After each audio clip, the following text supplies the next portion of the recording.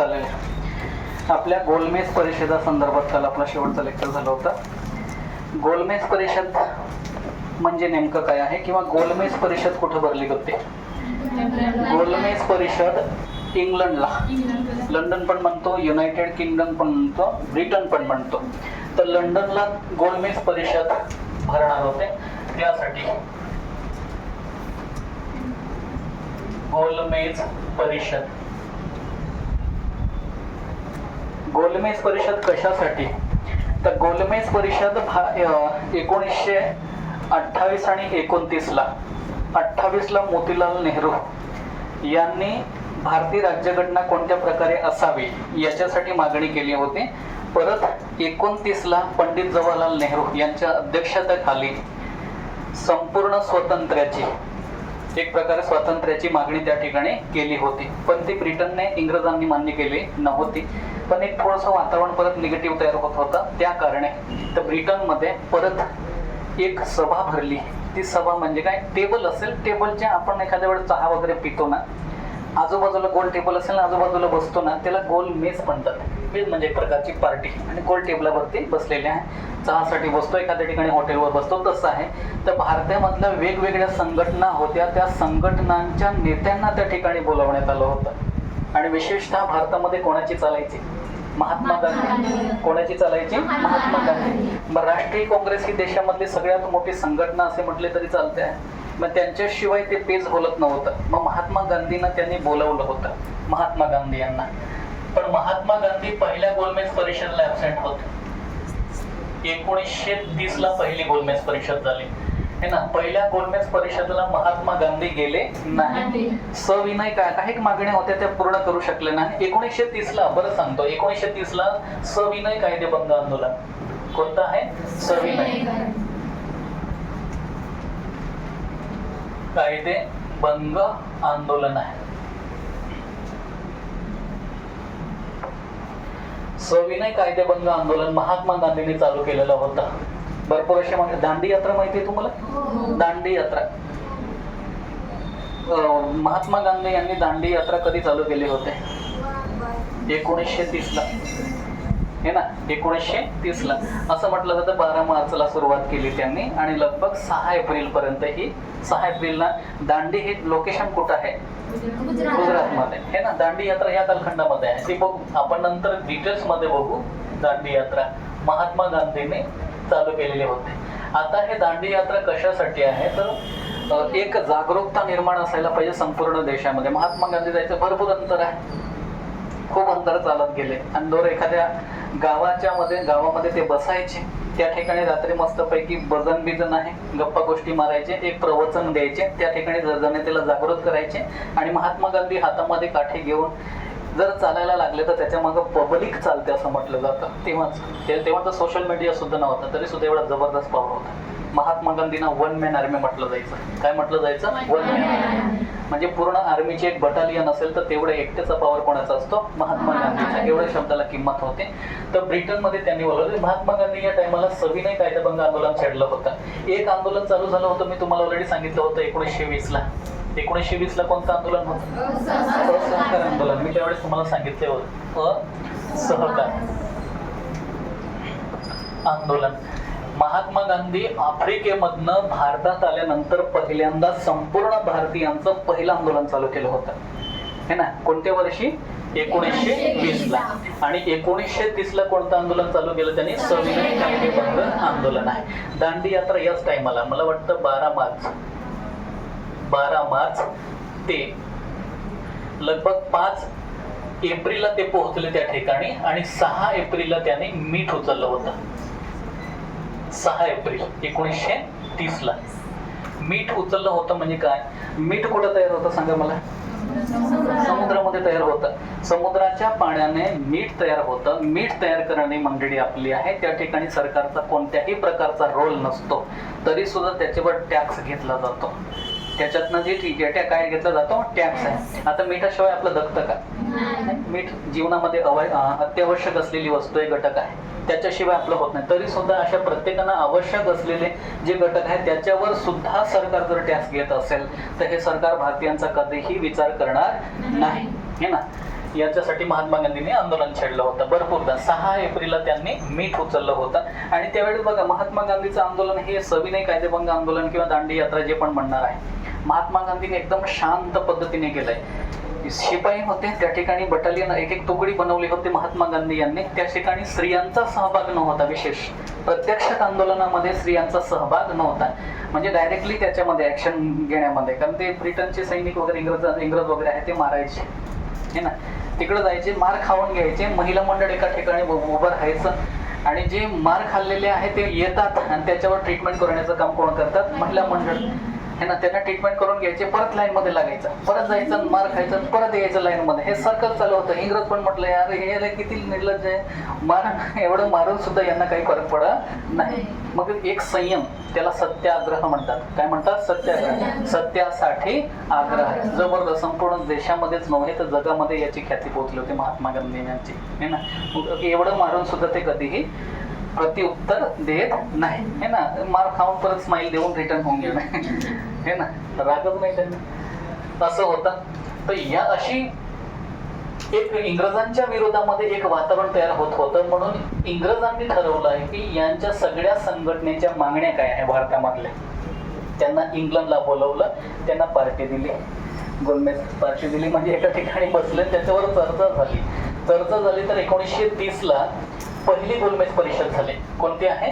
1930ला पहिली गोलमेज परिषद झाली आणि 1931ला दुसरी झाली आणि 1932ला तिसरी झाली. हे लक्षात ठेवा.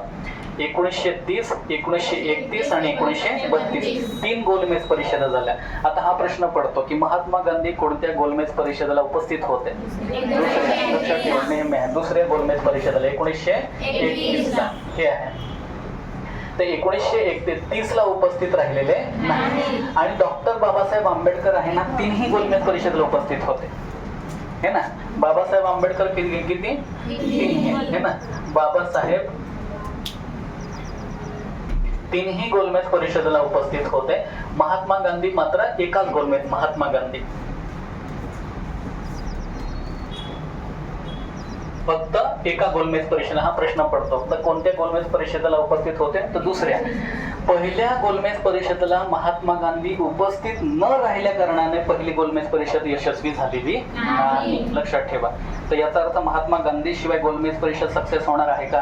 तर नाही होणार आहे हे ना. एवढा पॉवर होता. मग दुसऱ्या गोलमेज परिषदेला कसं पण करून महात्मा गांधीला त्या ठिकाणी बोलवणं कंपल्सरीच आहे. यायलाच पाहिजे. तुम्ही त्यांच्या काय काय मागण्या आहेत त्या मागण्या तुम्ही पूर्ण करा, असं कोण म्हणत आहे? इंग्लंडचा जो राजा आहे किंवा तिकडचे मंत्री आहेत. मग यांना रिक्वेस्ट केलं. तेव्हाचा भारताचा व्हाईसरॉय कोण होता? आयर्विन म्हणून आहे. कोणता होता? आयर्विन. लक्षात ठेवा. तेव्हा भारताचा व्हाईसरॉय कोण होता? आयर्विन म्हणून. म्हणजे तेव्हाचे पंतप्रधान म्हणा देशाचे हे ना. आता नरेंद्र मोदी जसे आहे तेव्हाचे पंतप्रधान आहे. मग हे पंतप्रधान आहे आणि यांच्यामध्ये एक करार होणार आहे. यांच्यामध्ये काय आहे? करार होणार आहे. आणि हा करार कोणाकोणामध्ये आहे? महात्मा गांधी हे ना. महात्मा गांधी या दोघांमध्ये. मला असं वाटतं तारीख मला लक्षात नाही, बट 4 किंवा 5 तारखेला हा मार्च महिन्यामध्ये असेल. काय असेल? 5 मे बी 5 मार्च असेल, असू शकतं. एक्झॅक्ट मला सांगता येईल. तुमच्यावर भरोसा ठेवा. 5 मार्च 1931ला 1931ला आयर्विन करार झाला. आयर्विन करार कोणाकोणामध्ये होतो आहे? महात्मा गांधी आणि आयर्विन हे तेव्हाचे पंतप्रधान म्हटले तरी चालतं. एवढा पॉवर होता त्यांच्यामध्ये, देशाला सांभाळणारा व्यक्ती आहे. मग यांच्यामध्ये करार होतात. आणि महात्मा गांधींनी ऑलरेडी सविनय कायदेभंग आंदोलन कधी चालू केलेलं आहे? 1930ला. 1930ला महात्मा गांधींनी सविनय कायदेभंग आंदोलन चालू केलेलं आहे. तर साहजिकच आंदोलनामधले काही आंदोलक आहेत त्यांच्यावर केसेस चालू झालेल्या असतात. आता जर एखाद्या वेळेस आंदोलन केलं तर उचलून, कारण नसताना उचलून नेतात. मग तेव्हा ते ब्रिटन होतं हे ना, तर त्याचे भरपूर जे आंदोलक होते त्यांच्यावर केसेस टाकण्यात आले होते. ते कुठं होते? जेलमध्ये. महात्मा गांधीचं जेल भरो आंदोलन पण आहे. जेल भरो आंदोलन म्हणजे जेलमध्ये ना सगळी पब्लिक चालली जायची, जागाच उरत नाही. मग ते म्हणतात नको नको तुम्ही बाहेर नाही, म्हणता आम्हाला जेलमध्ये जायचं आहे, त्याला जेल भरो आंदोलन म्हणतात. महात्मा गांधी म्हटलं हे सगळे जेलच भरून टाकू आपण पब्लिकने. हे काय करतील? एकाला घालतील, 2-3 जातील, ते सगळी पब्लिक मावतील का? ते नाही करणार आहे. महात्मा गांधी आजपर्यंत न समजलेलं दुनियाला गोड आहे. जबरदस्त माणूस आहे. हे ना, मारामारी ठीक आहे, एखादा आलं मारामारी करून घेतलं तर परवडते ना. एक तर तू जिंकणार, नाही तर मी जिंकणार, एक तर मी मार खाणार तर तू मार खाणार, खेळ खाल्लास. पण महात्मा गांधीला एक मारलं तरी परत स्माईल, हे ना, 2 मारलं तरी स्माईल आहे. मग त्याच्याशी आपण म्हणणार, एखाद्याला आपण मारतो समोरचा माणूस हसतो आहे, तर आपण काय करणार बघा. एक तर आपल्याला वाटतं ते येडे नाही तर आपण येडे. बरे एखादं भुंकणारा कुत्रा भुंकून शेवटी काय चाललं जातं, पडून जातं. धमकी देऊन पण फायदा नाही समोरच्याला. हे ना, असं महात्मा गांधी जबरदस्त माणूस आहे. मग याच टायमाला एक घटना घडते, लक्षात ठेवा. याच टायमाला एक घटना घडते आहे. भगतसिंग, राजगुरू आणि सुखदेव, तुम्हाला माहिती असेल शहीदी दिवस मानला जातो. कोणता आहे? 23 मार्च. हे ना, 23 मार्च ही लक्षात ठेवा. 23 मार्च 1931 ला. 23 मार्च 1931 ला या दिवशी भगतसिंग यांना फाशी होणार आहे. हे ना, भगतसिंग यांना फाशी होणार. मी या 2 घटना जोडण्याचा प्रयत्न केलाय. 5 मार्च 1931, मार्चच महिना आहे, तारीख कोणती आहे? 5 मार्च आहे. आणि 23 मार्च 1931 म्हणजे किती दिवस आहे? 5 काढले तर किती आपल्याला? 17-18 दिवस उरतात. 17-18 दिवसानंतर कोणाला फाशी होणार आहे? भगतसिंग, राजगुरू आणि सुखदेव यांना. आणि महात्मा गांधींना 1931च्या दुसऱ्या गोलमेज परिषदेमध्ये कोणत्याही अटी जरी सांगितल्या तरी ते मान्य करावे लागणार कोणाला? आयर्विन यांना. लक्षात येत आहे? तर जर का कधी भरपूरदा वाद होतो. आणि महात्मा गांधी ज्यावेळेस पंजाबमध्ये गेले तर त्यांना काळे झेंडे सुद्धा दाखवले होते त्या कालखंडामध्ये. कारण भगतसिंग कुठले आहेत? पंजाबचे. हे ना, क्रांतिकारी माणूस, जबरदस्त माणूस. एक माणूस स्वतःचा जीवनाचा विचार करतच नाही, देशासाठी समर्पित आहे. हे ना, असे भगतसिंग आहे. आज मी सुद्धा फॅन आहे त्यांचं. मग हे कंपल्सरी सगळ्या सूचना ज्या पण मागण्या महात्मा गांधी करणार आहेत ते कोण मान्य करू शकतं? आयर्विन. कारण ऑलरेडी पहिली गोलमेज परिषद अपयशी आहे. जर महात्मा गांधीच्या मागण्या जर दुसऱ्यांदा वेळेस आपण जर मान्य केल्या नाही तर ती सुद्धा अपयशी होईल. मग डबल मेहनत जाते आहे ना. मग त्यावेळेस महात्मा गांधींच्या सगळ्या मागण्या मान्य करा, आयर्विनला ऑर्डर होती डायरेक्टली. मग महात्मा गांधींनी भरपूर मागण्या केल्या, त्या त्यांनी मान्य केल्या. पण एक मागणी महात्मा गांधींनी केलेलीच नव्हते. हे ना, फक्त त्यांनी काय सांगितलंय की सविनय कायदेभंग आंदोलन मधले जे माझे कार्यकर्ते आहेत आंदोलनामध्ये त्यांच्या केसेस तुम्ही मागं घ्या, त्यांना सोडा जेलमधनं. ही मागणी होती. इंग्रजांचं म्हणणं होतं की राजकीय कैदी म्हणजे ते गुन्हेगार नाही. हे ना, राजकीय कैद्यांनाच फक्त सोडण्यात येईल. मग याच्यामध्ये जे क्रांतिकारी आहेत त्यांना नाही. पहिले क्रांतिकारी नाही म्हटलं जातं, यांना थोडी काय रेव्होल्युशनरी मॅन म्हणतात. नाही, क्रांतिकारक म्हटलं जायचं नाही. यांना एक प्रकारचं आतंकवादी असं गिनलं जायचं. हे ना, भरपूर म्हटलं की भारतामध्ये मोठं होण्यासाठी पहिलं मरावं लागेल. नंतर म्हणलं आपल्या मेल्यानंतर म्हणलं अरे चांगला व्यक्ती होता, त्याच्या जिवंतपणी करतो का आपण? नाही, मेल्यानंतर मग चांगलं आहे. जिवंतपणी तर मरून जायला पाहिजे, अशी मानसिकता पण असते आपली. ठीक आहे. महात्मा गांधी, मग आता महात्मा गांधींनी ही मागणी करावी अशी काहीकांची म्हणणं आपण की भगतसिंग यांना फाशी होऊ नये, वाटलं जन्मठेप झाली तरी बेहतर आहे. हे ना. आणि भगतसिंग यांना एक पर्याय होता. भगतसिंग यांना, है ना, वीर भगतसिंग यांना एक पर्याय होता की त्यांनी इंग्रजांकडे माफी मागावी. इंग्रजांकडे काय करायचं आहे? माफी मागायची. जर त्यांनी माफी मागून घेतली तर त्यांना फाशी होऊ शकले नसते. हे ना. पण भगतसिंग माफी मागणारच ना माणूस आहे. नाही बेटा, मी मरून गेल्यानंतर पुन्हा भगतसिंग जन्माला यायला पाहिजे. मी जन्माल्यानंतर पुन्हा इंग्रजांच्या विरोधामध्ये आवाज उठवल्यानंतर पुन्हा मला फाशी झाली तरी बेहतर. पण इंग्रजांसमोर झुकणार तो कोण आहे? हे ना. भगतसिंग जबरदस्त माणूस. मी म्हणतो याचा एकदम सुपर फॅन आहे. ज्यावेळेस यांना फाशी 23 मार्च 1931 ला फाशी होणार होते ना, तर ते फाशी होणार आहे यांना 24 मार्चला फाशी होणार होती. दुसऱ्या दिवशी फाशी होणार होते. तर आदल्या दिवशी त्यांना फाशावर लटकवलं जाते. लगभग संध्याकाळी त्यांना सांगण्यात आलं होतं की तू तयार हो, आता तुला फाशी होणार. जेलर येतो, त्याच्यामध्ये एक शिपाई येतो, त्याला सांगतो की तू तयार हो आणि फाशी होणार आहे. मग भगतसिंग त्यावेळेस ना पुस्तक वाचत होते. भरपूरदा ही घटना मी सांगतो. भगतसिंग त्यावेळेस क्रांतिकारकाचं पुस्तक वाचत होते. पुस्तक वाचत असताना त्यांनी सांगितलं की हा ठीक आहे, मी येतो, थोडेफार जे 4-5 पेजेस आहे ना तेवढे मला वाचून घेऊ दे. कोण म्हणताय? भगतसिंग. कोणाला म्हणताय? इंग्रजांना. जो सूचना करायला लागला ते म्हणताय आपल्यासारखं. हे काय विचार काय करेल? समोरचा माणूस मरणार आहे, आता फाशीवर जाणार आहे, तो म्हणतोय शेवटचं मी वाचून घेऊ दे. मी क्रांतिकारकांचं पुस्तक ते वाचत होतं. त्यांचं वाक्य की एक क्रांतिकारक दुसऱ्या क्रांतिकारकांशी संवाद साधतो आहे, तर तोपर्यंत थांब, मला वाचून घेऊ दे. आपल्यासारखं आपण काय केलं असतं?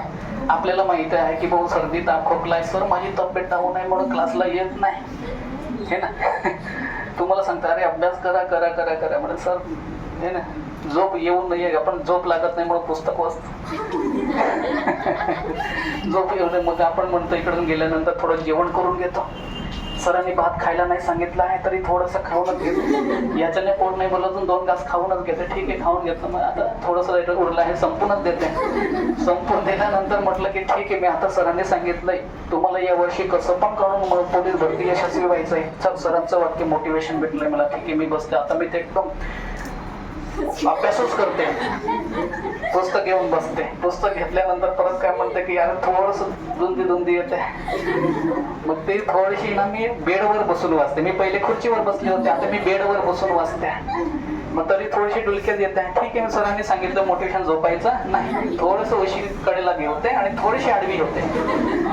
मग त्यावेळेस तुम्ही काय करणार? परत अभ्यास करणार. अरे यार तो परत 2-3 एक काम करते, मी झोपूनच थोडी वाचून घेते. पडूनच गेले आणि नंतर म्हणते मग ही झोपून वाटते. मग ते म्हणते की ठीक आहे जास्त नाही, फक्त अर्धा तास झोपून घेते, है ना. ही घटना 2 वाजायची आहे. इकडनं गेल्यानंतर 1 वाजायचे, 2 वाजले, अर्धा तास झोपून घेतं. अलार्म लावते आहे, है ना. 2:30 वाजेला मी जाते, डायरेक्ट हात पाय धुवून मी डायरेक्ट लायब्ररीला जाणार आहे. मग त्याच्यानंतर 2:30 वाजेला अलार्म लागतो. अलार्म कसा बंद होतो त्यालाच माहिती आहे. नंतर मी ठीक आहे बघून 15 मिनिटं झोपते, 2 मिनिटं जाते. मग हिचे 2चे किती वाजलेले असतात? 5. मग ते थोडे फ्रेश होता 5:30. मग परत म्हणते की अरे यार संध्याकाळचा टाइमच झालेला आहे, एकदाच जेवण बनवून जाते, है ना. मग ते करता करता तुमचे 7, लायब्ररीला जाता 7:30, है ना. परत कोणाकोणाचे एखादा मेसेज झाले ते बघता थोडंफार टाइमच होतं. मग 1.5 तासाचा अभ्यास होतो तुमचा. कितीचा? 1.5 तासाचा. असं होईल. भगतसिंगला ते तयारी करत आहे का UPSC MPSC पोलीस भरतीची? नाही. तरी त्यांची जिज्ञासा बघा. माणूस वाचनातनं घडतो. माणूस कशातनं घडतो? वाचनातनं. हे आहे. महात्मा गांधींनी जर का कधी ठरवलं असतं, महात्मा गांधींनी ही मागणी जर केली असती तर इंग्रजांना मान्यच करावी लागते. कारण का दुसरी गोलमेज परिषद त्यांच्याशिवाय ती कंप्लीट होणारी नव्हती. हे आहे. मग यावेळेस भगतसिंग यांनी माफी मागितली आहे का? नाही. माफी मागितली का? नाही. महात्मा गांधी पण मागणी का करत नाही? कारण भगतसिंग, राजगुरू आणि सुखदेव हे अहिंसा, महात्मा गांधी अहिंसेचे तत्व पाळणार आहे. अहिंसा म्हणजे कोणाला त्रास द्यायचा नाही आणि कोणाला आपण जाणून बुजून मारायचं नाही किंवा त्याला त्रास द्यायचा नाही, हे तत्व आहे अहिंसेचं. पण भगतसिंगचं वाक्य आहे. भगतसिंग काय म्हणतात? हे ना, समजवण्याचे एक तर प्रेमाने, नंतर लाटाने इंग्रजांना. बरोबर आहे ना. जालियनवाला बाग हत्याकांड काल बोललो मी तुम्हाला. जालियनवाला बाग हत्याकांड त्यांच्यातनं भगतसिंगची विचारसरणी बदलते. ते प्रेमाने समजवते का? बंदुकीची भाषा समजण्याने बंदुकीची भाषा त्यांना समजावत होते असं. मग यांच्यामध्ये ती विचारसरणीचा अभाव होता. महात्मा गांधी बोललो की ज्याला त्यांच्या आयुष्याचा निर्णय घेण्याचा अधिकार आहे, त्यांच्या पद्धतीने मी मागणी करू शकत नाही. आणि फक्त राजकीय कैद्यांना त्यावेळी सोडलं होतं, भगतसिंग यांना सोडलं नाही, है ना. यांची खूप शेवटी 23 मार्च 1931 ला भगतसिंग यांना काय झालेले आहे? फाशी झालेले आहे. पण आज सुद्धा आपण भगतसिंग यांना आदराने आपण घेतो. भगतसिंगलाच काल मानतो. भरपूर जण फासावर गेलेत, देशासाठी बलिदान केलं, पण ते आपल्या लक्षात राहत नाही. आणि भगतसिंगच का राहतात? कारण त्यांच्या मागं शिक्षण होतं, त्यांच्या मागं विचारधारा होती, हे ना. विचारधारा शिवाय माणूस अमर होत नाही. असो या पद्धतीनं तर 33 ची गोलमेज परिषद अपयशी, 31 ची सक्सेस झाली नाही. याच्यामध्ये पण वाद झाले होते. बाबासाहेब आंबेडकर आणि महात्मा गांधी मध्ये सुद्धा वाद झालेले आहे. बाबासाहेब आंबेडकर आणि महात्मा गांधी, दुसऱ्या गोलमेज परिषदेत महात्मा गांधी उपस्थित राहिले, है ना. आणि या ठिकाणी दोघांमध्ये वाद झाले. बाबासाहेब आंबेडकर म्हणायचे की आमच्यासाठी एक स्पेशल रिझर्वेशन मतदारसंघ असायला पाहिजे. स्पेशल मतदारसंघ आम्हाला, आमचे वोट आम्हालाच पडायला पाहिजे, एक प्रकारची मागणी होती. पण महात्मा गांधी म्हणायचे बहुजन समाज जो पण आहे, शूद्र समाज जो म्हणला जातो, तो सुद्धा हिंदूचाच पार्ट आहे. त्यामुळे तो हिंदू पासून वेगळा नाही, तो हिंदूचाच पार्ट आहे, तो आमचा इंटरनल इश्यूज आहे. तर त्याच्यामध्ये तुम्ही इंटरफेअर करू नका. महात्मा गांधींनी कोणाला सांगितलं? इंग्रजांना, हे ना. मग बाबासाहेब आंबेडकर म्हणायचे की जर का कधी आम्ही हिंदूचा पार्ट असू तर आम्हाला मंदिरामध्ये पूजण्याची परवानगी असायला पाहिजे. पूजण्याची परवानगी आहे का? नाही. तर तुमच्यासोबत तुम्ही एकत्र जेवण करायला पाहिजे. नाही. तळेगाव पाणी सत्याग्रह माहिती? तळेगाव, त्या ठिकाणी गुराढोरांना पक्ष्यांना पिण्याची परमिशन होती, पण माणसांना परमिशन होते का? नाही. बाबासाहेब आंबेडकरांनी तो आंदोलन केलं. त्याच्यानंतर कितीतरी गागऱ्या भरून पेशाब टाकून ते शुद्ध करण्यात आलं होतं. तळे जे शरीर बाहेर टाकताय आणि ते त्या ठिकाणी कलेक्ट करून त्या ठिकाणी पाण्यामध्ये टाकलं जातं आहे आणि परत ते शुद्ध म्हणतंय. मग यांना काय म्हणावं, हे ना, लिमिटच्या बाहेर. असो, हे होत्या गोलमेज परिषदा. किती झाल्या? 3. कुठं झाल्या? इंग्लंडमध्ये. महात्मा गांधी कोणत्या गोलमेज परिषदेला उपस्थित होते? 31ला, हे ना. आणि डॉक्टर बाबासाहेब आंबेडकर किती गोलमेज परिषदेला? 3. शेवटी 3ही गोलमेज परिषदा अपयशी ठरल्या. सक्सेस झाल्या का? नाही झाल्या, हे लक्षात ठेवा.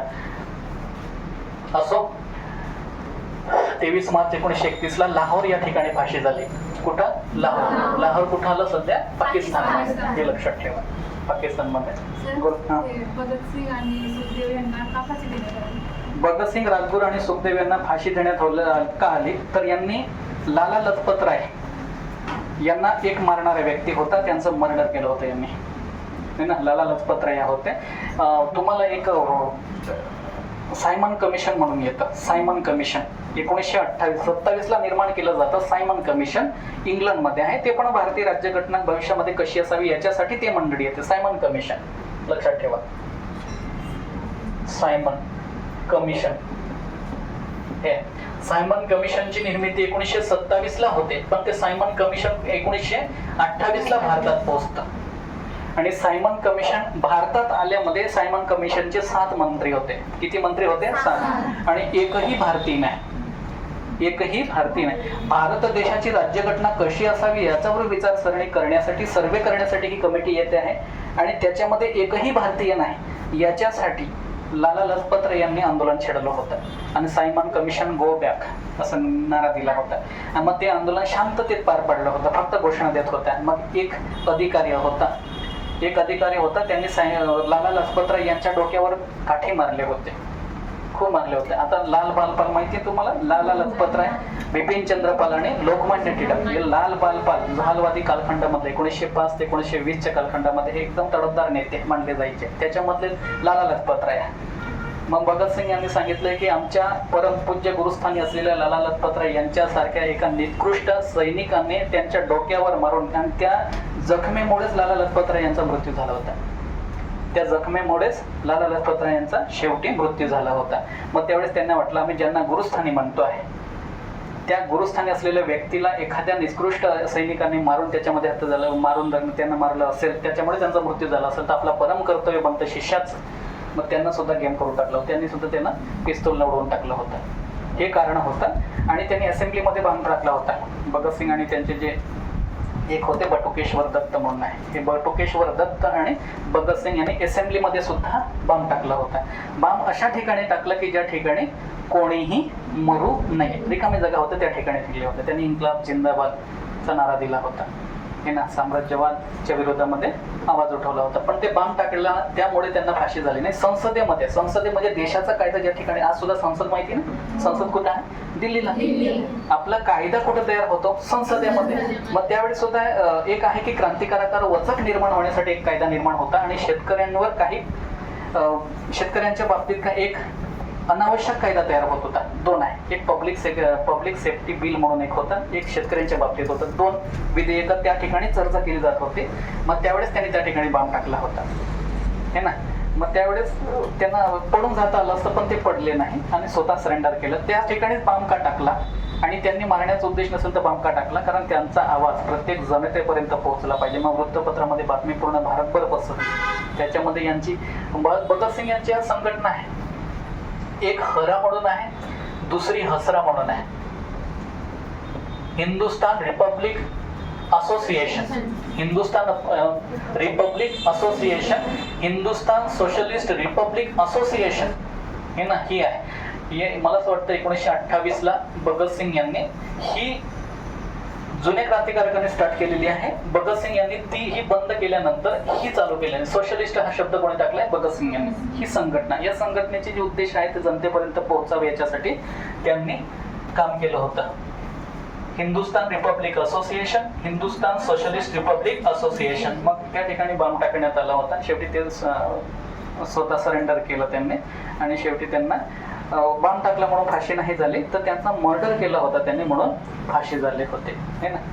असो, हे कारण आहे. सायमन कमिशन भारतात आलं. सायमन कमिशनच्या विरोधामध्ये लाला लजपत रायने आवाज उठवला. त्याच्यामध्ये त्यांचा मृत्यू झाला आणि ते कोणाला गुरु मानतात? लाला लजपत राय यांना भगतसिंग गुरु मानतात. आपल्या गुरूंचा वध केला त्यांनी म्हणून त्यांना सुद्धा त्यांनी म्हणण्यात आलं. ठीक, हिस्ट्री डिटेल्स मध्ये आहे, पण शेवटी आपण पोलीस भरतीला थोडीशी लिमिट करतो आहे. असहकार आंदोलन माहिती तुम्हाला? असहकार आंदोलन कधी चालू केलं होतं? आपण चालू केलं का महात्मा गांधींनी? महात्मा गांधींनी. हुशार माणसं इतिहास वाचतात आणि वेडी माणसं इतिहास घडवतात. आपण हुशार, आपण इतिहास वाचणार, घडवणार का? नाही. पोलीस भरती सिलेक्शन झालं का टेन्शन नाही रिटायरमेंट होईपर्यंत. बरोबर आहे का? नाही, दुसऱ्यांसाठी आपलं आयुष्य कामात आलं पाहिजे. असहकार आंदोलन बघा, असहकार आंदोलन.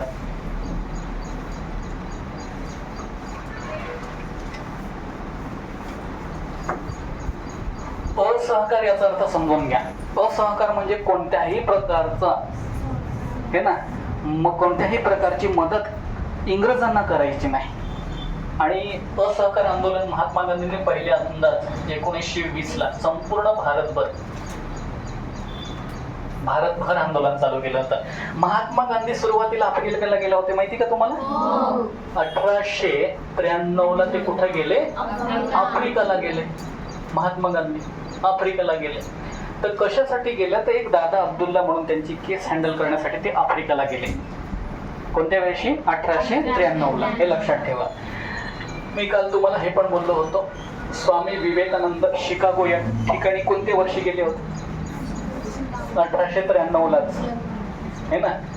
1893 ला स्वामी विवेकानंद कुठे गेले होते? शिकागो येथे. त्या ठिकाणी अमेरिकन बंधू आणि भगिनींनी हे वाक्य उल्लेख केलं होतं त्यांनी, है ना. काल बोललो होतो मी तुम्हाला. महात्मा गांधी पण आफ्रिकेला गेले आणि स्वामी विवेकानंद कुठे गेले? अमेरिकेला, है ना. युनायटेड स्टेट ऑफ अमेरिका या ठिकाणी. दोन्ही अमेरिकेला जातात, हे महात्मा गांधी आफ्रिकेला जातात. महात्मा गांधी आफ्रिकेहून 9 जानेवारी 1915 ला भारतात आले. कुठं आले? भारतात आले. कुठून आले? आफ्रिकेमध्ये, है ना. महात्मा गांधीजींच्या गुरुचं नाव काय? गोपाळ कृष्ण गोखले, है ना. गांधी यांचे गुरु कोण? गोपाळ कृष्ण गोखले. गोपाळ कृष्ण गोखले. गोपाळ कृष्ण गोखले या पद्धतीने. आता महात्मा गांधीचे गुरु गोपाळ कृष्ण गोखले आणि गोखलेचे गुरु पण परत प्रश्न येतो. न्यायमूर्ती रानडे, है ना. न्यायमूर्ती रानडे हे आहे. भरपूरदा प्रश्न पडला आहे कोण कोणाचे गुरु होतात. तर महात्मा गांधीचे गुरु कोण होतात? गोपाळ कृष्ण गोखले. आणि गोखलेचे गुरु कोण होतात? न्यायमूर्ती रानडे. हा प्रश्न पडतो. मग गोपाळ कृष्ण गोखले यांनी महात्मा गांधी यांना लेटर लिहिलं होतं, पत्र लिहिलं होतं, है ना. समुद्राच्या मार्गाने पहिले. आता का फोन केल्यानंतर तिकडे रिंग वाजते, पण तसं होतं का पहिले? लेटर लिहिलं. आता महात्मा गांधीने आफ्रिकेमध्ये खूप चांगलं काम केलं होतं. भारतातले त्यावेळेस ऊस तोडीसाठी गेलेले, तिथं ऊस तोडीसाठी गेलेले. भारतातले काही मजूर आहेत त्या ठिकाणी खाण कामासाठी गेलेले, है ना. कोळशाचं काम वगैरे आहे, खाणीमध्ये काम करत होते. त्यासाठी मजुरी करण्यासाठी तिकडे गेले होते. कारण तिकडचा प्रांत सुद्धा कोणाच्या अंडरमध्ये होता? इंग्रजांच्या. भारत सुद्धा कोणाच्या अंडरमध्ये आहे? इंग्रजांच्या. दोन्ही देश इंग्रजांच्या अंडरमध्ये होते. तर इकडचे तिकडे, तिकडचे इकडे येत होते या पद्धतीनं. मग महात्मा गांधीने त्या ठिकाणी, महात्मा गांधी ज्यावेळेस इकडे गेले होते आफ्रिकेमध्ये, त्यांना रेल्वेमधनं टाकण्यात आलं होतं, माहिती का? उचलून बाहेर टाकण्यात आलं होतं. महात्मा गांधीने क्लास 1 डब्याची जी तिकीट काढली होती, है ना. 2 आहे, वर्ग 1 वर्ग 2 या पद्धतीने ट्रेनमध्ये डबा आहे ना, VIP स्ट्रक्चर असतं त्याच्यामध्ये. महात्मा गांधी स्वतः वकील आहे, बॅरिस्टर माणूस आहे. कोण आहे? बॅरिस्टर माणूस आहे, वकील आहे. मग त्यांनी ती तिकीट काढली. त्या ठिकाणी गेल्यानंतर त्या डब्यामध्ये ते बसले. मग तिकीट चेकर आला, तो दिसायला गोरा, दिसायला कसा आहे? गोरा. आणि महात्मा गांधी बिचारे आपल्यासारखे, है ना. महात्मा गांधी सध्या दिसतात तसे पहिले नव्हते, ते पण पहिले सुरुवातीला हँडसम दिसायचे, वकिलीचा ड्रेस वगैरे घालून एकदम मस्त. त्या टायमाला इंग्लंडला शिकायला गेले, त्या टायमाला. आपण तर आता येतोय लोन खेळायला हे ना. मग आपली आई म्हणते बेटा सांभाळून जायचा. धडगावून कुठे येत आहे लोणखेड्यात, हे ना. शिरपूरहून कुठे येत आहे लोणखेड्यात आहे, हे ना. इकडे येतं. आपली म्हणते सांभाळून जायचं, काळजी घ्यायची. पैसे दिले ना, 500,000 रुपये घेतले ना, तुम्ही 500 रुपये दिले तोंड वाकडं करतात, मला माहिती आहे ना. आई मग लपून, बाप थोडस अजून बाप हक्काने देतो, आई लपून देते हे ना. हे मग बेटा सांभाळू ना, कोणाशी बोलायचं नाही, फोनवर मोबाईलवर बोलायचं नाही, हे ना. अभ्यास करायचा, है ना. काही अडचण आली तर मला फोन करून द्यायचा, हे ना. हे सांगते. कुठून? दडगावहून इकडं आल्यानंतर. किती किलोमीटर? 60 किलोमीटर. लक्षात येतं एवढी काळजी आपल्याला. तर महात्मा गांधी त्या कालखंडामध्ये गेले, हे ना. आपण खूप मागास आहोत. आपण इंग्लंडला जाणार आहे, अजून हिंमत होते का? इंग्लंडची राजधानीचा पत्ता नाही आहे. बघायला गेलं आपण शिकायला तिकडे जाणार आहे, भयंकर काम आहे. मग हे आहे महात्मा गांधी. मग हे अर्ज कोणाला भेटलं? आपलं पत्र कोणाला भेटलं? महात्मा गांधीला. कोण पाठवत आहे? गोपाळ कृष्ण गोखले, हे ना. हे तुम्हाला हिस्ट्रीमध्ये 3 टप्पे आहे. 1885 ते 1905 आणि 1905 ते 1920 आणि 1920 ते 1947, हे 3 कालखंड आहे, हे ना. हे मवाडवादी म्हणतात. याला काय म्हणतात? मवाडवादी कालखंड. आणि हे काय आहे? जहालवादी. आणि यांना गांधी युग म्हणतात. काय म्हणतात? गांधी युग म्हणतात. हे लक्षात ठेवा. भरपूर मवाडवादी कालखंडामध्ये गोपाळकृष्ण गोखले होते. मवाडवादी म्हणजे नेमकं काय? मवाडमध्ये शांत, जास्त काही त्यांना धमकी बिमकी द्यायची का? आम्हाला स्वातंत्र्य देणार आहे का? नाही तर उचलून आपटणं, असं इंग्रजीला म्हणेन का ते? नाही. अर्ज लिहिणार. आदरणीय परमपूज्य टिंब श्री, तुम्हास विनंती की, है ना, भारताला ह्या एवढे मागण्या आहे, ते तुम्ही मान्य करण्याची आम्ही विनंती करतोय. मान्य करायला लेटर लिहितात. कोणाला लिहितात? इंग्रजांना, हे ना. आणि त्याच्यानंतर हा कालखंड रिक्वेस्ट मध्ये गेला. 1985 ते 1905 20 वर्ष. आणि 1905 ते 1920 आपलं 1985 ते 1905 काय आहे? 1900 म्हणतो आहे. 1885 ते 1905 हा कालखंड कशामध्ये? मवाडवादीमध्ये. आणि नंतर 1905 आणि 1920 मध्ये याच्यामध्ये लाल बालपाल होते. कोण होते? लाल बालपाल. लाल आणि बाल आणि पाल. लक्षात ठेवा, भरपूरदा प्रश्न पडतो. लाला लजपत राय, बाळ गंगाधर टिळक आणि बिपिन चंद्र पाल. हे इंग्रजांना पत्र लिहत होते का? हे ना. हे इंग्रजांना पत्र लिहत नव्हते, हे ना. ते धमकावत होते, भाषण करण्यानं धमकावत. एक प्रकारची जहालवाद म्हणजे एक रागे. जहाल याचा अर्थ काय? जहाल म्हणजे काय? राग, हे ना. मवाडमध्ये शांत प्रेमानं आणि जहालमध्ये रागानं. महात्मा गांधी मग सगळं मिश्रण आहे, हैराण करून सोडायचं म्हणून. ठीक. मग महात्मा गांधीला अर्ज कोणी लिहिला? अर्ज म्हणण्यापेक्षा पत्र कोणी लिहिला? गोपाळकृष्ण गोखले. काय लिहिलं त्यांनी? की भाऊ, तू ज्या आफ्रिकेमधनं काम करतोय ना, खूप चांगलं काम करतोय, पण तुझी खरी गरज कुठं आहे? भारतामध्ये. तुझी खरी गरज कुठं आहे? भारतामध्ये. तर तू भारतामध्ये यायला पाहिजे. आणि भारताला खरी तर गरज तुझी आहे. मग महात्मा गांधी येतात. 9 जानेवारी 1915 हे ना. 9 जानेवारी 1915. मग ही जी तारीख आहे 9 जानेवारी, भारतीय प्रवासी दिवस म्हणून साजरा केला जातो. महात्मा गांधी प्रवास करून आले. कोणता दिवस म्हणून आहे? प्रवासी दिवस म्हणून आहे. प्रवासी दिवस म्हणून लक्षात ठेवा. महात्मा गांधी आफ्रिकेमधनं भारतात आले म्हणून हा भारतीय प्रवासी दिवस म्हणून साजरा केला जातो. आणि महात्मा गांधींचा जन्म कधी झालाय? 2 ऑक्टोबर 1869. 2 ऑक्टोबर. मग महात्मा गांधीचा जन्म दिवस काय म्हणून साजरा केला जातो? है ना. अहिंसा दिवस. कोणता दिवस आहे? अहिंसा दिवस. हो. आपण मारामारी करायची नाही त्या दिवशी, है ना. या पद्धतीने अहिंसा दिवस 2 ऑक्टोबर 1869 ला पोरबंदर या ठिकाणी गुजरात मध्ये झाले. गुजरातची राजधानी काय? महात्मा गांधी कुठले आहे? सरदार वल्लभभाई पटेल कुठले आहे? गुजरात मध्ये, है ना. गुजरातचे भरपूरदा प्रश्न पडतो याचा. ठीक आहे. महात्मा गांधी कुठे आले?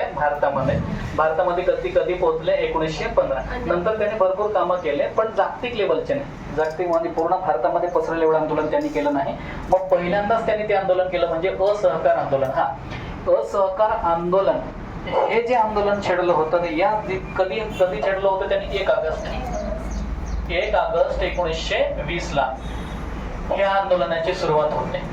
1 ऑगस्ट 1920 ला कोणत्या आंदोलनाची? असहकार आंदोलनाची सुरुवात होते. आणि असहकार आंदोलन ज्या दिवशी चालू होणार होतं ना त्याच दिवशी लोकमान्य टिळकांचा मृत्यू झाला होता. हे ना, कधी? 1 ऑगस्ट 1920 ला लोकमान्य टिळकांचा मृत्यू झाला होता. बालगंगाधर टिळक यांचा मृत्यू. 23 जुलै 1856 ला त्यांचा जन्म होता. कधी? 23 जुलै 1856 ला. कुठं? रत्नागिरी या ठिकाणी. हे ना, आणि मृत्यू कधी होतो? 1 ऑगस्ट 1920 ला या कालखंडामध्ये. मग लोकमान्य टिळकांचं एकदम वर्चस्व होतं भारतावर. त्याच्यानंतर लोकमान्य टिळक आहे तोपर्यंत भारतामध्ये आयडेंटिटी महात्मा गांधीची निर्माण होते आहे का? नाही. महात्मा गांधींना खरी आयडेंटिटी ही 1920 पासून चालू होते. हे ना, असहकार आंदोलन. मग लोकमान्य टिळकांचा मृत्यू झाला कधी? 1 ऑगस्ट 1920 ला. आणि त्याच दिवसापासून कोणतं आंदोलन चालू झालं होतं? असहकार आंदोलन चालू झालं. महात्मा गांधीची सुरुवात या ठिकाणी. असहकार आंदोलन मध्ये याच्यामध्ये काय काय करायचं? तर कोणत्याही सरकारी नोकरी आपण जॉईन करायच्या नाही, सरकारला मदत करायचं नाही. आणि कोणत्याही सरकारी शाळेमध्ये आपण जायचं नाही. आपल्या मुलांना पण तिथं पाठवायचं नाही. जे शिक्षक असतील त्यांनी सुद्धा राजीनामा द्यायचा. दुसरी गोष्ट परत की जे इंग्रजांची दुकानं आहेत त्या दुकानामधून आपण कोणतीही वस्तू घ्यायची नाही. हे ना, हे कोणाचे? आणि जी कापड उद्योग माहिती तुम्हाला? भारतातनं कापूस घेऊन जातात आणि इंग्रजांमध्ये ते बनवतात मशीनमध्ये कपडे, आणि ते कपडे कुठे आणतात? परत भारतामध्ये. मग आपण खादीवर तयार करतो कपडे आणि ते मशिनरीजवर तयार करतात कपडे. याच्यामध्ये फरक आहे. मग कोणते कपडे सहजरित्या बनतील? इंग्रजांचे. मग ते परत कुठे विकतील? भारतामध्ये. मग त्यांचे आपलं कापूस आणि आपणच कपडे महाग घ्यायचे त्याच्यातनं बनवलेले. हे ना, हा फरक होता. मग ही सुरुवात होते त्यावेळेस आंदोलनाची. पण महात्मा गांधींनी सांगितलंय मी असहकार आंदोलन चालू करतो आहे. जर माझ्या ज्या विचारानं ही आंदोलन चालू होत आहे त्या विचारानं तुम्ही जर आंदोलन केलं, संपूर्ण भारतीयांना आवाहन केलं होतं त्याने, तर संपूर्ण भारत हा 1 वर्षामध्ये स्वातंत्र्य होईल हे वाक्य दिलं होतं त्याने. किती वर्षामध्ये? 1 वर्षामध्ये. आता आपण म्हणतो महात्मा गांधींनी सांगितलं ठीक आहे उद्यापासून मी मारामारी करणार नाही. कधीपासून? उद्यापासून. आज मात्र बघून घेतो. दारू पिणारा काय करतो? मी उद्यापासून सोडून देतो. उद्यापासून सोडून देतो. तर आजची खुमारी उद्या उतरते का? नाही. 31 माहिती आहे तुम्हाला? 31 डिसेंबर. हे दररोज हे बेवडे असतात ते वर्षभराचे, म्हणून पुढच्या वर्षापासून हे 12, 2, 3, 4 वाजेपर्यंत डोसतात. पण त्यांना माहितीच नसतं की रात्री 12 नंतर नवीन वर्ष चालू होतं. रात्री 12 नंतर नवीन वर्षाची सुरुवात होते.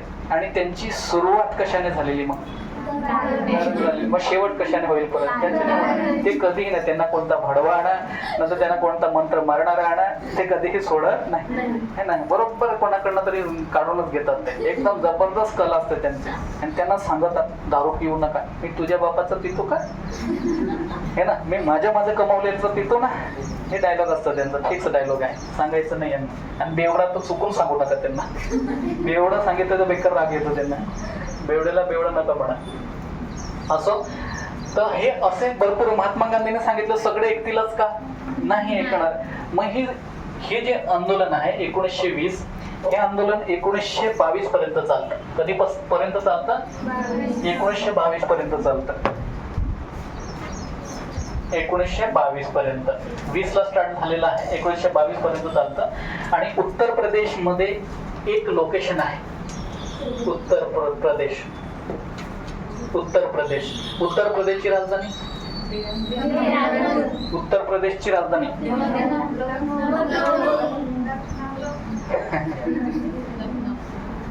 है ना. डेहराडून कोणत्या देशाची? आपल्या कोणत्या राज्याची राजधानी? उत्तराखंड. हा उत्तर प्रदेश आहे, तो उत्तराखंड आहे ना. उत्तर प्रदेश मध्ये एक लोकेशन आहे, त्याचं नाव आहे चौरी चौरा. हे आहे. या ठिकाणी आंदोलन शांततेत चालू होतं.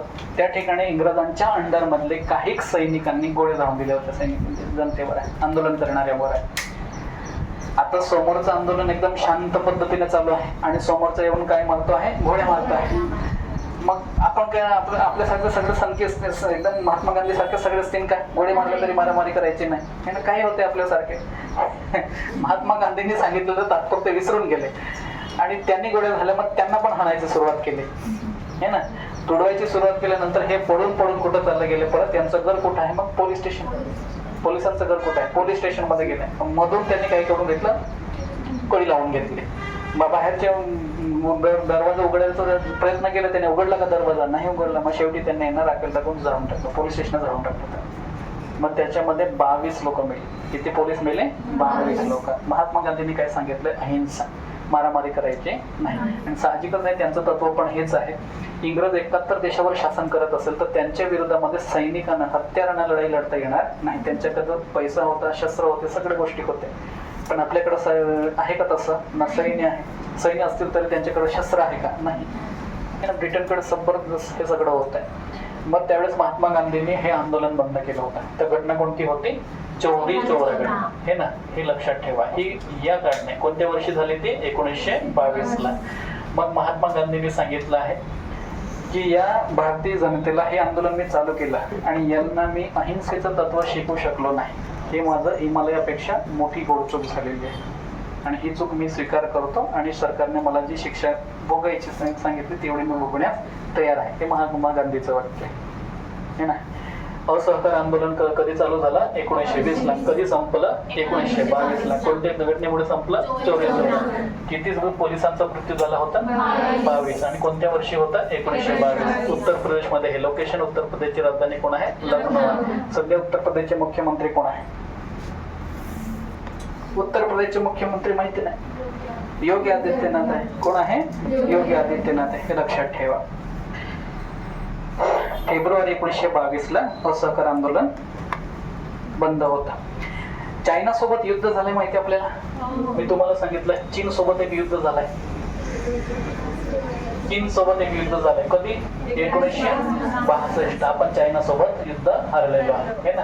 आपण साहजिकच आहे की ज्यावेळेस भारत स्वतंत्र झाला 1947 ला, त्यानंतर जेवढं होईल तेवढं आपण जनतेला उपासमारी होती, दुष्काळ परत होता, हे ना, फाळणी झाली होती भारताची, धार्मिक लढाई चालू झाल्या होत्या, दंगली चालू झाल्या होत्या. या सगळ्या गोष्टींना फेस करताना भारतामध्ये उद्यम निर्माण करणे, उद्योग निर्माण करणे, एवढ्या व्यक्तींना रोजगार निर्माण करणे, पाकिस्तानमधून आलेले जे भारतीय आहे, हे ना, हिंदू समाज आहे, त्यांना प्रस्थापित करणे, एका ठिकाणी विस्थापित करणे, ह्या सगळ्या आंदोलनाचं आपलं हे प्लॅनिंग चालू होतं. मग ह्या सगळ्या गोष्टींना मग पैसा जास्तीत जास्त कुठं वापरला, अशा ठिकाणी वापरला.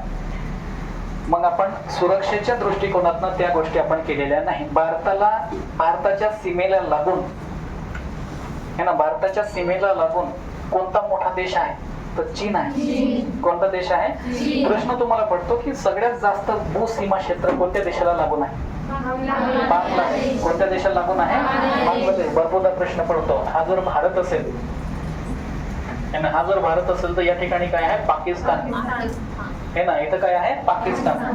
पाकिस्तानच्या डोक्यावर कोण आहे, अफगाणिस्तान, हे ना, अफगाणिस्तान आहे. आणि या ठिकाणी परत कोण आहे, चायना आहे, हे ना, काश्मीरच्या डोक्याच्या. या ठिकाणी काय आहे, नेपाळ. इथं काय आहे, नेपाळ आहे. लक्षात ठेवा, भरपूरदा प्रश्न विचारला जातो. नेपाळ नंतर इथं काय आहे, भूटान. काय आहे, भूटान. भूटान नंतर काय आहे, म्यानमार. काय आहे, म्यानमार. म्यानमार आहे. नकाशा नाही, तुम्ही फक्त समजून घ्यायचं, एक सिक्वेन्स आहे. आणि या ठिकाणी काय आहे, बांगलादेश. काय आहे, बांगलादेश, हे ना. हे एक भारत प्रत्यक्ष भूसीमेला लागून असलेले देश. प्रश्न पडतो भरपूरदा, किती देश झाले, 1 2 3 4 5 6 आणि 7 देश आहे. प्रश्न जर आला तर अजून एखादा राहतो आहे का, नाही. आणि चायना आपला हा जर बघायला गेलो तर या ठिकाणी काय आहे, मग श्रीलंका. श्रीलंका. प्रश्न जर आला तर म्हणायचं भारत आणि पाकिस्तानच्या दरम्यान कोणती, हे ना, भूसीमा आहे, नाव काय आहे त्याचं, रँड क्लिफ. कोणता आहे, रँड क्लिफ. भरपूरदा प्रश्न विचारला जातो, रँड क्लिफ, हे ना, सीमारेखेचं हे नाव आहे. भारत आणि अफगाणिस्तान मध्ये ड्युरंड. कोणता आहे, ड्युरंड म्हणून आहे. लक्षात ठेवा, भरपूरदा प्रश्न पडलाय. भारत आणि अफगाणिस्तानच्या समोर सगळ्यात कमी भूक्षेत्र कोणत्या, अफगाणिस्तान सोबत आहे. ते पण POK म्हणून आहे. भारत पाकिस्तान ऑक्युपाईड काश्मीरला लागून ते आहे. तो एरिया आपल्या भारतामध्ये नाही असं म्हटलं जातो, पण तो भारताचा अविभाज्य भाग आहे. अफगाणिस्तान आणि भारत याच्यामध्ये काय आहे, ड्युरंड. भारत आणि पाकिस्तान मध्ये काय आहे, रँड क्लिफ. भारत आणि चीन मध्ये मॅकमोहन. कोणता आहे, मॅकमोहन. हे लक्षात ठेवा. आणि 1971 ला कोणत्या देशाची निर्मिती झालेली आहे? बांगलादेश हे ना. आणि म्यानमारची 1900 असं वाटतं मला 1936 किंवा 37 मे बी 36 किंवा 37 ला म्यानमारची निर्मिती झालेली. भरपूर आपले क्रांतिकारक होते, त्यांना या ठिकाणी गेल्यानंतर त्यांना जन्मठेपेची शिक्षा दिलेली आहे. भारत देशापासून साईडला पाठवून देतात. आपला बहादूर शाह जफर म्हणून आहे, त्याला सुद्धा इथं पाठवून दिलं होतं. बहादूर शाह जफर मुघल सत्तेचा शेवटचा राजा. 1857च्या उठावाचे नेतृत्व कोणी केलंय? बहादूर शाह जफर म्हणून आहे. हा प्रश्न भरपूरदा तुम्हाला पडेल. असो, आपण कुठं होतो? चायना. चीन सोबत आपलं कोणतं युद्ध झालं आहे? 1962 ला है ना. 1962 ला. तर याच्या अगोदर आहे ना 1954 ला पंचशील तत्वे. कोणते आहे? पंचशील तत्वे. लक्षात ठेवा, पंचशील तत्वे. पंचशील तत्वे हे भारत आणि चीन मध्ये झाले, दोन देशांमध्ये. पंचशील तत्वे म्हणजे 5 मुद्दे होते. किती मुद्दे होते? 5. या दोन्ही देशांच्या पंतप्रधानांनी ती मान्यता दिली होती दोघांच्या. आता कोणकोणते तत्वे जर बघायला गेलो तर चायना, खरं तर चीन आहे ना, खरं तर 1949 ला स्वतंत्र झाला असं मानूयात. भारत 47 ला स्वतंत्र झाला. चायना मुक्त कधी होतो आहे? 49 ला. या पद्धतीनं 2 वर्षानंतर चीन होतं. तर दोन्ही देशाला गुलामीची सवय झालेली आहे का? नाही. म्हणजे जाणीव झालेली, सवय म्हणण्यापेक्षा जाणीव झालेली आहे. तर गुलामगिरी कोणत्या पद्धतीची असते? तर दोन्ही देशांना त्याची जाणीव असेल तर दोन्ही देश आशिया खंडामध्ये मेजर पदावर असतात. मग एकमेकांमध्ये त्यांचा संघर्ष होता कामा नाही. आणि नेहरू सुद्धा मग हिंदी चीनी भाई भाई ह्या गोष्टी चालू होत्या. चीनचे जे राष्ट्रपती होते ते भारतात यायचे, भारताचे कुठं जायचे? चायनामध्ये वगैरे. तर एकमेकांना काही ते त्रास द्यायचं नाही. मग 5 तत्व त्यांनी केलं होतं. एक स्वातंत्र्य. स्वातंत्र्य म्हणजे काय आहे की दोन्ही देश स्वतंत्र आहेत आणि स्वतंत्र असल्या कारणाने एकमेकाचा त्यांनी सन्मान केला पाहिजे. बरोबर नाही? गुलामगिरीमध्ये आपण राहिलो आहे, आता स्वतंत्र झाला आहे, तर एकमेकांच्या स्वातंत्र्याबद्दल आपण काय करायचा? सन्मान करायचा आहे. आणि दोन्ही देशांनी एकमेकांच्या देशावर आक्रमण करायचं नाही. अनाक्रमण म्हणायचं त्याला. अनाक्रमण म्हणजे आक्रमण करायचं का नाही, कारण ऑलरेडी आपण दुसऱ्या देशांच्या अंडरमध्ये राहिलेलो आहे. महत्वाचा पॉइंट आहे, लक्षात ठेवा. भरपूरदा प्रश्न पडलेले. पंचशील तत्वे कोणत्या वर्षी झाले? 1954. कोणत्या देशामध्ये? भारत आणि चीन याच्यामध्ये आहे. अनाक्रमण आहे. आणि हस्तक्षेप नाही. हस्तक्षेप नाही म्हणजे बघा, आपण दोन घरदारा शेजारीमध्ये आहे है ना. दोघी हजबंड आहे, ड्युटीला कुठेतरी गेले आहे. 2 बाई एकत्रित बसतात, मग चुगली लावून देतात. हे कसं करतं तसं करतं. मग दोघांमध्ये काय होतंय? फायटिंग होतंय. 2 भावामध्ये पण फायटिंग. घरामध्ये माहिती ना, पहिले 2 भाऊ एकदम मस्त राहायचे है ना. आपल्या आवडत्या वहिनी साहेब येतात, मग ते म्हणतात, मग 2 वहिनी साहेब आल्यानंतर एक म्हणतं आईवर शिवे देतात, एक कोणतं परत त्याच्या आईवर शिवे देतात. दोघांची आई एकच असते हे ना. शिवे देतात एकमेकांना, मारून टाकीन, फोडून टाकीन, हे चालतं. असं नाही म्हणतो की भावाभावामुळे मधून होऊ शकतं, हे आहे. मग ते एकमेकांच्या घरामध्ये ते इंटरफेअर करतात. मग असं हस्तक्षेप करायचा नाही. एकमेकांच्या देशामध्ये हस्तक्षेप नाही. हे किती तत्व झाले? 3. पहिलं तत्व काय म्हणतो आहे? स्वातंत्र्याचा सन्मान करा. दुसरं तत्व काय म्हणतो आहे? अनाक्रमण. आक्रमण करायचं नाही. तिसरं काय म्हणतो आहे? हे ना. नंतर चौथा आहे सहयोग.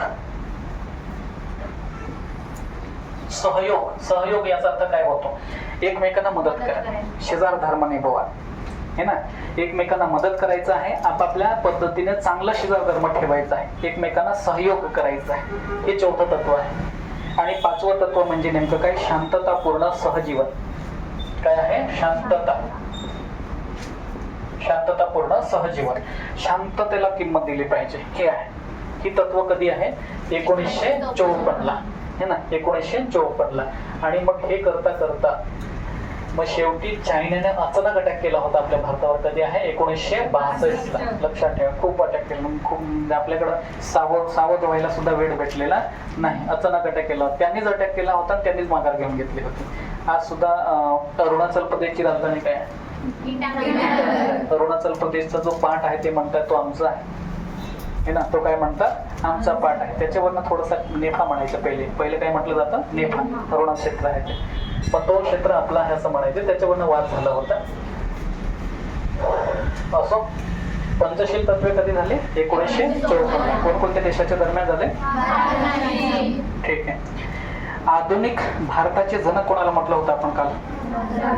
राजा राम मोहन. त्यांनी एक वृत्तपत्र स्थापन केलं होतं, संवाद कौमुदी म्हणून आहे.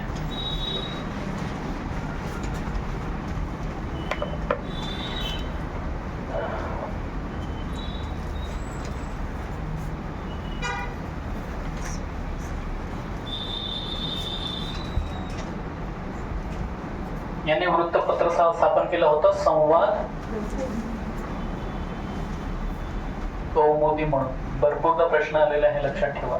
संवाद कौमुदी म्हणून. आणि काल तुम्हाला हे पण सांगितलं होतं मी, 1829 ला सतीबंदी कायदा लागू केला होता. कधी? 1829 ला सतीबंदी है ना, सतीबंदी आहे.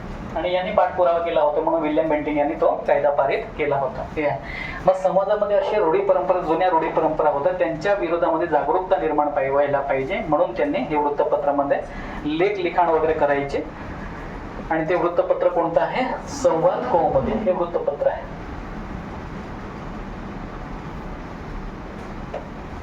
प्रश्न आलेले आहे याच्यावर भरपूरदा.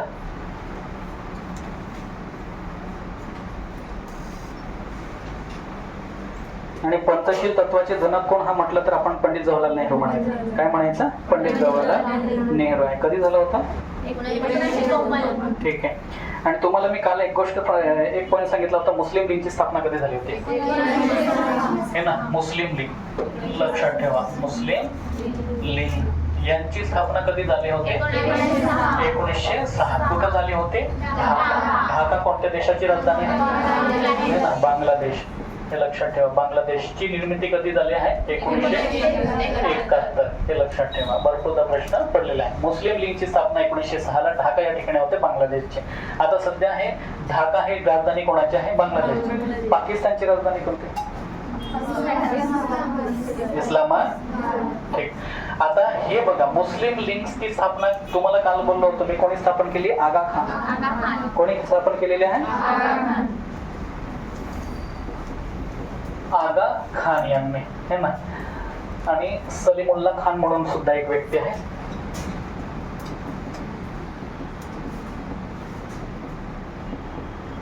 सलीमुल्ला खान म्हणून हे दोन व्यक्तींनी कशाची स्थापना केलेली आहे? मुस्लिम लीगची स्थापना. आता बघा, तुम्हाला सांगितलं 1905 पर्यंत भरपूर सहालमतवादी कालखंडाची सुरुवात झाली होती. त्याच्यामध्ये हिंदू आणि मुस्लिमांमध्ये फूट पाडत राहायचे हे इंग्रजांचं उद्देश होता, हे ना. हिंदू आणि मुस्लिम, आता घरातले दोन्ही भावंड जर एकत्र राहिले, दोघी भाऊ, तर दुसरा कोण वाटोडे डोर टाकणार का? नाही. पण दोघांमध्ये जर फायटिंग झालं, तिसरं एकाला चढवतं, परत एकाला चढवतं, दोघांमध्ये फायटिंग लावतं. हे ते इंग्रज करत होतं. त्याच्यामध्ये असाच उद्देश त्यांनी चालू केला होता. कधी? 1906. मग मुस्लिम म्हणतात की भाऊ, आम्हाला स्वतंत्र मतदारसंघाची निर्मिती करायची आहे, ती तुम्ही मान्यता द्या, हे ना. 1909 आणि 1919 कायदे होते. या ठिकाणी मला असं वाटतं मार्लेमेंटो कायदा 1919 चा कोणता?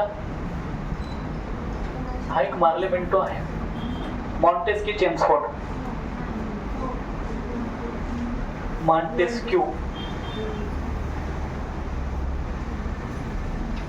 फोर्ट, हे ना. मार्लेमेंटो, मॉन्टेस्क्यू, चेम्सफोर्ड कायदा, हे दोन कायदे लक्षात ठेवा. भरपूरदा प्रश्न पडतात. इंग्रजांच्या 3 कायदे. 1935 चा भारत सरकार कायदा, 19 असे हे इंग्रजांच्या कालखंडामधले 3 महत्वाचे कायदे आहेत. आता हा मार्लेमेंटो जो कायदा, प्रश्न एमपीएससी मध्ये पडला होता की मार्लो आणि मिंटो याच्यामध्ये भारत मंत्री कोण आणि व्हाईसराय कोण? मागच्या टायमाला प्रश्न, हा व्हाईसराय आहे. हा कोण होतो? व्हाईसराय. हा व्हाईसराय असतो. आणि हा कोण असतो? भारत मंत्री. कोण असतो? भारत मंत्री. हा इंग्रजामधनं, इंग्लंडमध्ये राहतो तो मॉर्ले. आणि भारतामध्ये राहणारा कोण आहे? मिंटो. इथं पण तेच आहे. मॉन्टेस्क्यू हा भारत मंत्री आहे, चेम्सफोर्ड हा काय आहे? व्हाईस. असो. आणि 1935चा जो कायदा आहे, भारत सरकारचा जो कायदा आहे, या कायद्यामधनं भारतीय राज्यघटनेमध्ये लगभग 260 कलमं घेतलेली. किती कलमं घेतली आहे? 260 कलमं घेतलेली असं उल्लेख आहे. कोणत्या कायद्यामधनं? 1935 मधनं, है ना. 1935चा कायदा खूप महत्वाचा आहे. आता डिटेल्स मध्ये आपल्याला नाही बघता येणार, तर शेवटी आपल्याला टाइम आहे. तर मुस्लिम लीगची स्थापना झाल्यानंतर मुस्लिम लीग वाले काय म्हणतात की आम्हाला मुस्लिमांसाठी स्वतंत्र मतदारसंघ असायला पाहिजे. काय असायला पाहिजे? स्वतंत्र मतदारसंघ. स्वतंत्र मतदारसंघ लक्षात ठेवा. मग मुस्लिम ऑलरेडी त्यांना काय माहिती आहे की आपल्याला करायचं आहे, याच्यामध्ये फाटाफुटी करायच्याच आहे. आणि मुस्लिम तेच मानत आहे की स्वतंत्र मतदारसंघ म्हणजे मुस्लिम व्यक्तीला मतदान करू शकतो, दुसऱ्याला करू शकत नाही. आता तसं आहे का? आता कोणताही कॅन्डिडेट कोणालाही देऊ शकतो, हे ना. तेव्हा असं होतं. मग त्यावेळेस आहे मार्ले मिंटो यांनी याला परमिशन देऊन दिली होती. मग स्वतंत्र मतदारसंघाची मागणी 1909च्या कायद्याने मान्यता करून घेतलेली. लक्षात ठेवा, भरपूरदा प्रश्न पडलेले आहे. 1909ला मान्यता करून घेतलेली आहे. असो, हा प्रश्न भरपूरदा पडतो मुस्लिम लीगचे. आणि शेवटी मुस्लिम लीग मुस्लिम आणि हिंदू यांच्यामध्ये इंग्रजांनी फाट्या फोडले शेवटी 1947ला भारत वेगळा झाला, पाकिस्तान वेगळा झाला. कोणाच्या आधारे झाला? धर्माच्या आधारे, हे ना. मुस्लिम म्हणतात की मुस्लिमांसाठी स्पेशल पाकिस्तान, आणि बाकीचे म्हणतात की मुस्लिम म्हणतात की हिंदुस्थान स्पेशल हिंदूंसाठी आहे. पण आता आपल्या देशामध्ये सगळे जाती धर्माची लोक आहेत, बरोबर आहे ना. पाकिस्तान आहे आज सुद्धा डेव्हलप झालेला नाही, कारण त्या ठिकाणी कशाला किंमत दिली त्याने? धर्माच्या आधारावर कोणताही देश मोठा होत नाही. 1857ची लढाई माहिती आहे तुम्हाला? काल मी सांगितलं होतं 1857ची लढाई. 1857च्या लढाईमध्ये एक निशाणी ठेवली होती त्यांनी. निशाणी लागते, काहीतरी झेंडा बिंडा लागतो. त्याच्यामध्ये निशाणी होती कमळ. कसं आहे? काय आहे? कमळ. कमळाचे फुल, आणि ते पण कोणते आहे? लाल. कमळ लाल असतं का पांढरं? जे असेल ते त्यांनी सांगितले आपण. अजून एक आहे की कमळ आणि चटणी भाकर आहे, ही निशाणी ठेवली होती. चटणी आणि भाकर खाल्ली का? कांदा कसा असतो? कांदा पहिले आपण लहानपणी असताना आम्ही गुरुढोरं चालायला जायचो, त्यावेळेस नसेल जेवण ते त्याची भाजी नसेल तर मग कांदा आणि चटणी आई घेऊन पाठवून द्यायची, त्याच्यामध्ये मीठ आहे. मग असा कांदा ठेवायचे, भुकी द्यायची, अर्धा कांदा इकडं ना अर्धा तिकडं ना अर्धा हाताच्या खाली, मग उचलून खात बसायचं. आहे रिअल ते दिवस जगलेलो आहे आम्ही. मग त्याच्यानं आपण कांदा फोडून त्याच्या सोपीला खाऊन घ्या. भाजी बिजीची भेटली तर भाजीने काय कसली भाजी, काही संबंध नाही. गरिबी अशी असते. आपल्याला पण कसं नाही खाऊ वाटणार, पण घरी असतं का आपलं? नस, है ना. हे लक्षात ठेवा. 1857च्या लढाईमध्ये कमळ म्हणून निशाणी ठेवलेली आहे, आणि सोबतीला काय आहे? चटणी भाकर. म्हणजे सगळे गरीबातील गरीब सुद्धा या आंदोलनामध्ये सहभागी झाले होते. मग 1857च्या लढाईचं नेतृत्व कोणी केलं हा प्रश्न पडतो. बहादूर शाह जफर. कोण आहे? बहादूर शाह जफर आहे.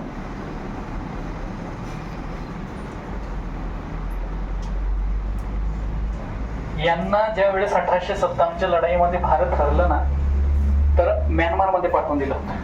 कुठं पाठवून दिलं होतं? म्यानमार. मगाशी पाहिलं ना आपण देश, म्यानमारमध्ये तिथं रंगून या ठिकाणी पाठवलं होतं. कुठं पाठवलं होतं? रंगून म्हणून एक लोकेशन आहे, त्या ठिकाणी पाठवून दिलं होतं. त्या ठिकाणी त्यांचा 1862ला त्यांचा मृत्यू झाला होता. आणि त्यांनी मस्तपैकी म्हटलेलं वाक्य आहे, कितना बदनसीब हे जफर कफन के लिए, कितना बदनसीब हे जफर कफन के लिए, 2 गज की जमीन भी नसीब ना होगी. भारताचा बादशाह आहे, दुसऱ्या देशामध्ये गेलेला आहे, आणि त्याच ठिकाणी त्यांचा मृत्यू पण होत आहे. मग त्यांनी कोयलाने लिहिलेलं भिंतीवर आहे ते वाक्य आहे. अजून त्यांनी एक वाक्य पण लिहिलेलं मस्त आहे, दम दम में दम नहीं, अब खैर मांगो जान की, ये जफर ठंडी हुई शमशेर हिंदुस्तान की. हे वाक्य म्हटले. आता सगळं आहे, आपण हिंदुस्तानचे बादशाह म्हणायचो. संपूर्ण भारतामध्ये आपण शासन केलेलं आहे, पण आता आपल्याला आपलं पुरण्यासाठी काही पुरतात ना, ते थोडी पुरतात, काही शिल्लक. आता लाकडं पण आहे, आपला पण कार्यक्रम असाच होईल वाटतं मला कधी, है ना. मग ते एवढीशी जमीन लागते, तेवढी सुद्धा जमीन त्याच्यासाठी नशिबी नाही असं त्यांचं दुःख. हिंदुस्थानचा बादशाह आहे ना, मुघल बादशाह, सगळ्यात शेवटचा बादशाह कोणता आहे? बहादूर शाह जफर. सगळ्यात पहिला कोण होता? बाबर. कोण होता? बाबर है ना. आणि सगळ्यात शेवटा काय आहे? बहादूर शाह जफर. ब पासूनच शेवटी पण काय आहे? ब आहे. लक्षात ठेवण्यासारखं.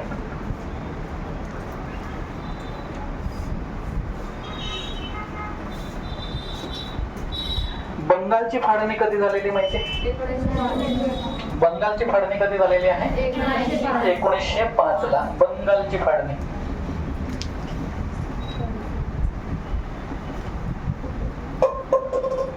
बंगालची फाळणी. पश्चिम बंगालची राजधानी काय आहे?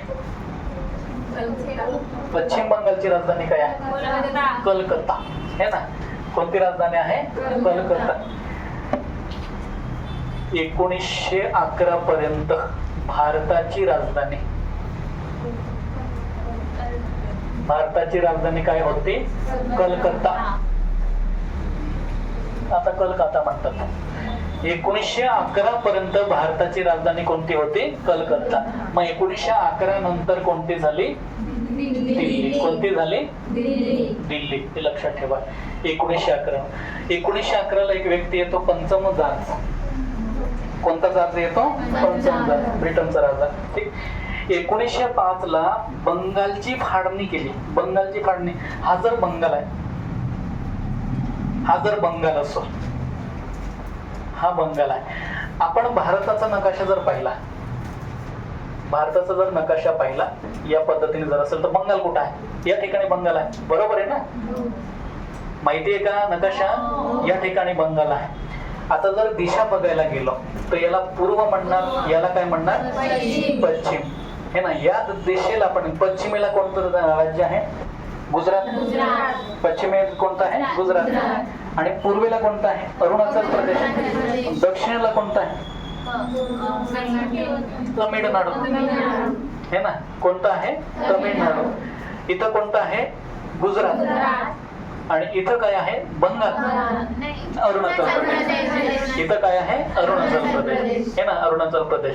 आणि सगळ्यात उत्तरेकडील कोण आहे? जम्मू काश्मीर म्हणण्यापेक्षा लडाख. कोणता आहे? लडाख हे ना. सगळ्यात उत्तरेकडील काय आहे? लडाख. लडाख हे आहे.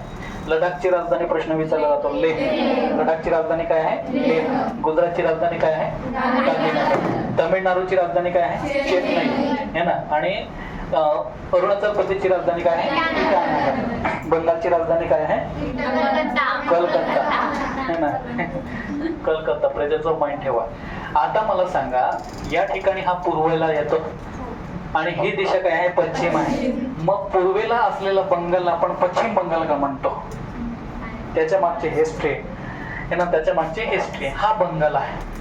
याची फाळणी झाली आहे. कधी झालेली आहे? 1905 है ना. 1905 ला झाला. मग बंगालचे दोन तुकडे झाले. बंगालचे दोन तुकडे झाला तर हा पूर्व बंगाल असतो आणि हा काय असतो? पश्चिम बंगाल असतो. तुकडा केल्यानंतर हा पूर्व बंगाल होतो आणि हा काय होतो? पश्चिम बंगाल. मग हा त्यावेळेस तुकडे झाल्यानंतर हा पश्चिम बंगाल आहे आणि हा भाग बांगलादेश आहे. हा कोणता देश आहे? बांगलादेश आहे. तेव्हाचे तुकडे झालेले सध्याचे कोण आहे? तो बांगलादेश. पहिले भारतामध्येच होता, आता बांगलादेश आहे. आणि सध्या तेव्हापासूनच इकडच्या भागाला पश्चिम बांगला म्हणतात. पश्चिम बांगला म्हणतात. बांगला तर नंतर आला. अमार सोनार बांगला म्हणून रवींद्रनाथ टागोर यांनी लिहिले. अमार सोनार बांगला. बांगलादेशचं राष्ट्रगीत काय आहे? अमार सोनार बांगला म्हणून. आणि भारताचं राष्ट्रगीत काय आहे? जनगण म्हणून. बांगलादेशचं राष्ट्रगीत आणि भारताचं राष्ट्रगीत, या दोन्ही देशाचं राष्ट्रगीत लिहिणारा व्यक्ती एकच. कोण आहे? मग तेव्हापासून एक आहे की बंगालला पश्चिम बंगाल म्हणण्याची पद्धत तेव्हापासून आहे. आज सुद्धा आहे. आज सुद्धा आहे. तशीच आहे ती. आता काही संसदेमध्ये नाव बदलायचं असेल तर संसदेमध्ये ती मागणी करावी लागते. मागणी ममता बॅनर्जीची मागणी केलेली होती पण मान्यता भेटली का? नाही हे ना. हे आहे. बंगालची फाळणी 1905 ला झाली आणि बंगालची फाळणी ही 1911 ला रद्द झाली. कधी झाली? 1911 ला. आणि पाहुणा आला कोण? पंचम जॉर्ज. कोण झाला? पंचम जॉर्ज. पंचम जॉर्ज म्हणून आहे हा व्यक्ती आला. ब्रिटनचा राजा. हा कुठे आला? भारतात. है ना, हा कुठे आला? भारतामध्ये. मग भारतामध्ये हा आल्यानंतर त्यांचं स्वागत करण्यासाठी मुंबईमध्ये एक दरवाजा बांधला है ना, एक दरवाजा बांधला है ना, गेट वे ऑफ इंडिया. पण गेटच नाही आहे, दरवाजा उघडच आहे, गेट वे ऑफ इंडिया. मग याच्या स्वागतासाठी 1911 तो येणार आहे. समुद्राच्या मार्गाने आला तर या ठिकाणी तो येणार आहे ना. बरं, याला बांधलेला आहे तो गेटवे ऑफ इंडिया है ना, हे म्हणतात. तुम्ही गेल्यानंतर इकडे जातात, पण काय बघायला जातात मला कळत नाही ना. जातात ना इकडे येऊन फोटो काढतात, तिथे म्हणतात सर फोटो खिचो क्या है ना. मग किती रुपये? ते 20 रुपये. आणि तुम्ही जातात अजून मोबाईल घेतात, सेल्फी काढून घेतात, गेट है ना, selfie with gateway of India जातात. मग हा त्याच्या स्वागतासाठी आहे. आणि असं म्हटलं जातं की 1911 पहिल्यांदाच राष्ट्रगीत गायलं गेलं, जन गण मन है ना. असं म्हटलं जातं की पंचमसाज यांच्या स्वागतासाठी हे गीत गायलं गेलं होतं ते ना, हे गीत गायलं गेलं होतं. आणि दुर्भाग्यानं किंवा सौभाग्यानं असेल आपल्याला काय माहिती नाही, पण हे जर त्यांनी सांगितलं असेल 1911 जर का कधी पंचमसाज यांच्या स्वागतासाठी जर गीत गायलं गेलं असेल, मग आपल्याला तरी त्याची व्हॅल्यू सध्या आपण म्हणतो, ती पाहिजे तशी नसेल. जर त्यांनी तसं सांगितलं असेल तर असो. तर 1900 क्रांतिकारी संघटना पण ऍक्टिव्ह झाल्या होत्या. तेव्हा क्रांतिकारी संघटना पण ऍक्टिव्ह झाल्या होत्या. इंग्रजांना भीती वाटायला लागली जास्त. सगळ्यात पहिल्यांदा कोणत्या राज्यामध्ये त्यांनी शासन केलं इंग्रजांनी? तर बंगालमध्ये. कुठं? बंगालमध्ये. मग ज्या बंगालमधनं शासन चालू केलं असेल तर त्या ठिकाणी अन्याय होतो, तिथूनच क्रांतीची सुरुवात होते. तर तेव्हापासून क्रांतीची सुरुवात कुठं सुरुवात झालेली? बंगालमध्येच. मग त्यांनी राजधानी चेंज करून टाकली. मुश्किल आहे, एखादा येऊन टपकून देईल, गॅरंटी नाही. म्हणून ते कलकत्ताहून कुठं राजधानी केली आहे? दिल्लीला. हे लक्षात ठेवा. ही 1911 कहाणी. मग आजपर्यंत दिल्ली हीच राजधानी आहे आपली.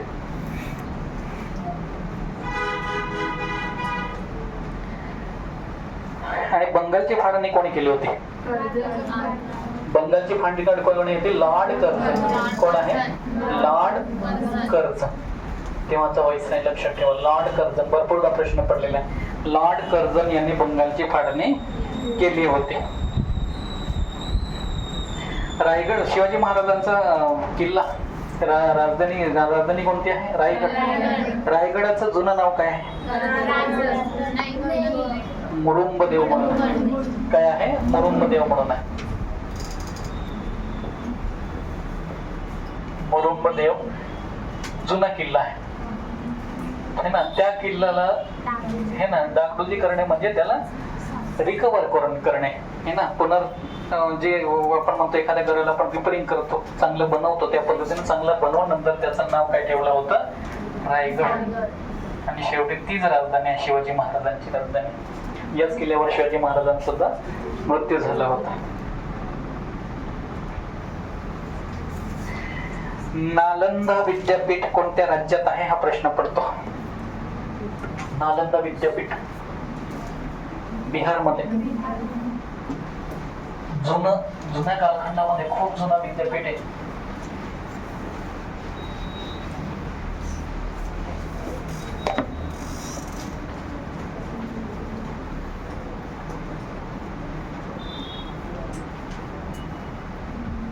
नालंदा विद्यापीठ कुठं आहे? बिहार है ना. बिहारची राजधानी कोणती आहे? है ना, पटना.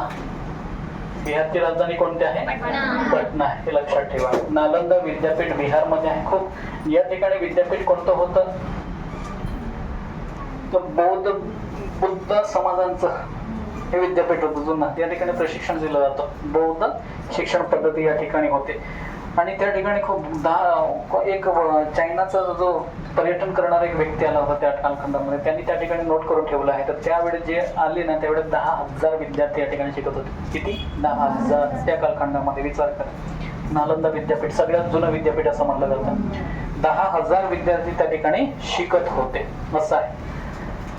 आणि कशा संदर्भात होतं हे? बुद्ध धर्म खूप जुना आहे. बौद्ध प्रशिक्षण केंद्र होतं या ठिकाणी नालंदा विद्यापीठ. भरपूर प्रश्न पडलेले आहेत. आणि या विद्यापीठाला उद्ध्वस्त करून टाकलं होतं. उद्ध्वस्त म्हणजे डायरेक्ट झाडून टाकलं होतं है ना. एक व्यक्ती होता नालायक आहे, बख्तियार खिलजी म्हणून आहे. बख्तियार खिलजी यांनी पूर्ण विद्यापीठाला डायरेक्ट आग लावून टाकली होती. जे वस्तू त्यांना कापून टाकलं होतं, जुने अटॅक केल्यानंतर पूर्ण सगळ्यांना कितीतरी दिवस ते खूप जुनी पुस्तकं वगैरे त्या ठिकाणी. आता एखाद्या ठिकाणी विद्यापीठ असेल तर पुस्तक असतात, कॉलेज असेल तर पुस्तक आहे, विद्याश्रम असेल तर पुस्तक आहेतच ना. मग सगळं पुस्तकं त्या कालखंडामध्ये जुनी सगळी झाडून टाकली. कितीतरी दिवस ते सारखं झडप होते. आपलं टोटल हिस्ट्री जी जुनी होती त्याच्यामध्ये झडून खाक झाली. हे बख्तियार खिलजी यांनी उद्ध्वस्त करून टाकले होते. जैन धर्म माहिती आहे तुम्हाला? जैन धर्म, जैन धर्म याचे एकूण किती तीर्थकार झाले आहे? किती तीर्थकार झाले आहे? 24 आहे. जैन धर्माचे एकूण तीर्थकार किती हा प्रश्न पडतो, तर किती म्हणायचं तुम्ही? 24 आहे. त्याच्यापैकी पहिला कोण आणि शेवटचा कोण आहे? पहिला आहे ऋषभदेव. कोणता आहे? ऋषभदेव. पहिला कोणता आहे? ऋषभदेव. आणि 24वा कोणता आहे? वर्धमान महावीर है ना. महावीर, वर्धमान महावीर हे लक्षात ठेवा. हा कितवा आहे? 24वा. प्रश्न भरपूरदा पडतो. पहिला ऋषभदेव आहे, 24वा कोणता आहे? महावीर आहे. वर्धमान महावीर आहे. भरपूरदा प्रश्न पडलेला आहे, लक्षात ठेवा. वेद माहिती का तुम्हाला? वेद है ना. हिंदू धर्माचे खूप जुने वेद आहेत. त्याच्यापैकी वेद किती आहे? वेद किती आहे? 4 आहे. सांगा कोणकोणते? ऋग्वेद आहे. सगळ्यात जुना वेद कोणता हा प्रश्न पडतो. सगळ्यात जुना वेद कोणता आहे? ऋग्वेद आहे. नंतर आहे, याला मी ऋषा म्हणून लक्षात ठेवतो. एखाद्या वेळेस आहे ना तुम्हाला कन्फ्युज होतं की ऋषा म्हणजे ऋग्वेद नंतर यजुर्वेद. कोणता आहे? यजुर्वेद है ना. ऋग्वेद नंतर काय आहे? यजुर्वेद. नंतर काय आहे? सामवेद. सामवेद है ना. नंतर काय आहे? अथर्ववेद. अथर्ववेद आहे. हे 4 आहे. 1, 2, 3 आणि 4 वेद आहे. भरपूर आहे. आता आपण दररोज गाणे बिणे गातात है ना. सध्याचे गाणे जर तुम्हाला समजतात, आम्हाला काही आमचं जनरेशन नाही वाटतं, मग भयंकर प्रकार आहे. आपल्या गावामध्ये जुने महिला मंडळ एकदम मस्त गाणे गायचे लग्नामध्ये, खूप खूप चांगले. पावरी भाषामध्ये, भिल्ल भाषामध्ये तर एकदम सुपर. मुलगी ठेवायला जा, त्या ठिकाणी मस्त गाणे असतात हे ना. तुम्हाला माहिती असेल काही गाणे येत असतील तर. पहिल्या महिला जबरदस्त असायच्या. वेद. मग संगीताचा समावेश असलेला कोणता वेद आहे? सामवेद आहे ना. सामवेद. भरपूर प्रश्न विचारले जातात. संगीत कोणत्या वेदामध्ये आहे? याच्यामध्ये सा रे गा मा पा हे सूर, याच्यापासून संगीत तयार होत आहे ना. संगीताचं सूर या ठिकाणी तुम्हाला आढळतं. संगीत म्हणजे गाणे बिणे, त्याला म्हणतात संगीत म्हणजे काही चीज आहे असं नको व्हायला पाहिजे. आणि सगळ्यात जुना वेद कोणता आहे? ऋग्वेद आहे है ना. ऋग्वेद आहे. आणि यजुर्वेद मध्ये यज्ञ माहिती का तुम्हाला? यज्ञ करणे म्हणजे काय? हवन करणे म्हणजे एका ठिकाणी आग लावली जाते, त्याच्यामध्ये काय काय टाकलं जातं, एक प्रार्थना केली जाते. मग याच्यामध्ये यज्ञ करण्याचे मंत्र होते. यज्ञ मंत्र कशामध्ये होते? यजुर्वेद मध्ये. इथं य वर्ण, इथं य पण आहे. यज्ञ है ना. आणि या ठिकाणी अथर्ववेद मध्ये याच्यामध्ये उपचार. उपचार म्हणजे औषधी वगैरे. पतंजली वगैरे माहिती? पतंजली ऋषी होऊन गेला. औषधी वगैरे त्यांनी खूप चांगली. आज पण आता ठीक आहे, आता तर कमी झालंय आपल्यामध्ये. पण आपले जुने म्हातारे लहानपणी असताना तुम्हाला माहिती असेल, आता तुम्ही खाली पडले, खरचटले तर आपण दवाखान्यात घेऊन पडतो का? आजूबाजूला बघतो एखादं गवत आहे, तोडतो, देत त्यांना दगडून. एक आहे औषध, आपण काय तरी म्हणतो त्याला, आपल्या भाषेमध्ये काय म्हणतो आम्ही मागच्या वर्षी तिकडे हिल वर्कआउटला गेलो तर एक पोरगी पडली, मग किसन होता, मी होता, मग त्या रगडलं म्हणजे सगळं ठेवलं. याच्यानं नाही, आपल्या गावरान ट्रीटमेंट बऱ्यापैकी एकदम शुद्ध शाकाहारी आहे, बऱ्यापैकी ट्रीटमेंट त्याच्याने होते. असं तर याच्यामध्ये उपचार वगैरे काय काय दिले आहे त्याच्यामध्ये. ऋग्वेद सगळ्यात जुना वेद आहे. नंतर आपलं काय आहे? यजुर्वेद मध्ये काय दिलं आहे? यज्ञ मंत्र दिलेलं आहे. सामवेद मध्ये काय दिलेलं आहे? संगीत दिलेलं आहे. आणि 6 वर्ण सुद्धा स आहे. सा वर्ण सुद्धा इथं पण सामवेद आणि इथं पण संगीत आहे. य वर्ण या आहे. अथर्ववेद मध्ये काय आहे? उच्चार. बघायला गेलं तर इथं पण सारखा तसा उच्चार सारखाच होतो, हे लक्षात ठेवा. आणि ऋग्वेदामध्ये कोणत्या देवाचा समावेश होत नाही किंवा आढळलेला नाही तर गणपतीचा उल्लेख नाही. कशाचा उल्लेख नाहीये? गणपतीचा. प्रश्न पडला होता मागच्या टायमाला. तर ऋग्वेदामध्ये कोणत्या देवाचं नाव नाही आहे तर गणेश, गणपती यांचं नाव नव्हतं. 1942 ला कोणतं आंदोलन चालू झालं होतं? हे ना, चले जाव आंदोलन. आणि याच्यामध्ये मागच्या टायमाला ज्यावेळेस या कालखंडामध्ये गुप्त रेडिओ केंद्र चालू केले होते. गुप्त रेडिओ केंद्र. मग एक महिला होते, त्यांनी हे केंद्र चालू केलं होतं. उषा मेहता. कोण आहे? उषा मेहता. गुप्त रेडिओ केंद्र. गुप्त रेडिओ केंद्र कोणी चालू केलेलं होतं? उषा मेहता. सापडल्याच नव्हत्या मध्ये. 1942 ला लगेच महात्मा गांधींनी आंदोलनाचा इशारा दिला होता की आता तुम्हाला फायनली चले जाऊ.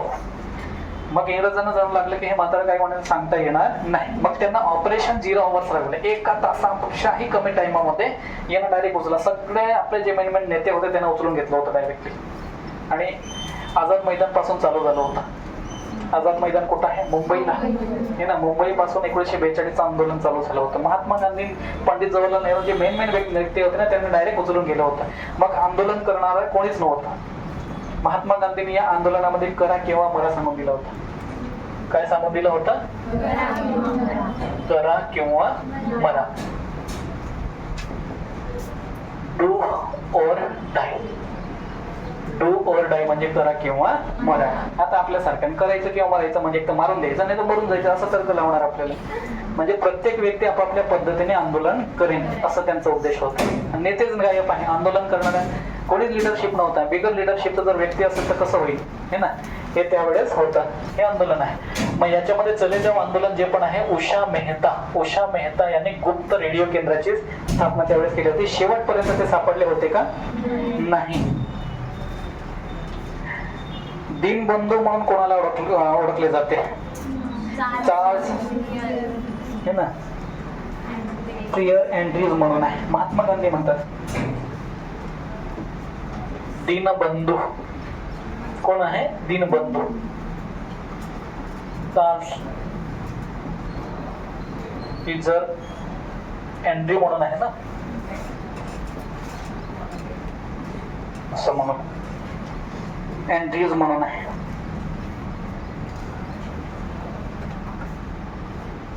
दीनबंधू हे कोणी म्हटलं आहे तर महात्मा गांधीने म्हटलं. यांना कोणी म्हटलं आहे? महात्मा गांधीने. इंग्रज व्यक्ती आहे. दीनबंधू याचा अर्थ दीन म्हणजे गरीब, बंधू म्हणजे भाऊ. मग यांच्यासाठी शिक्षणासाठी आणि स्वातंत्र्यासाठी यांनी संघर्ष केला आहे. कोणी? चार्ल्स हे ना, प्रियर अँड्र्यूज म्हणून या व्यक्तीने.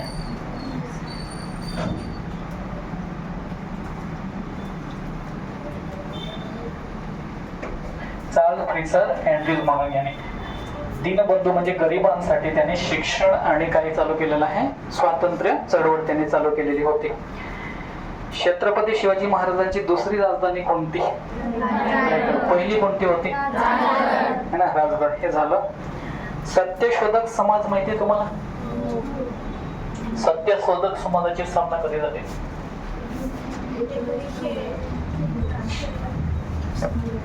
सत्यशोधक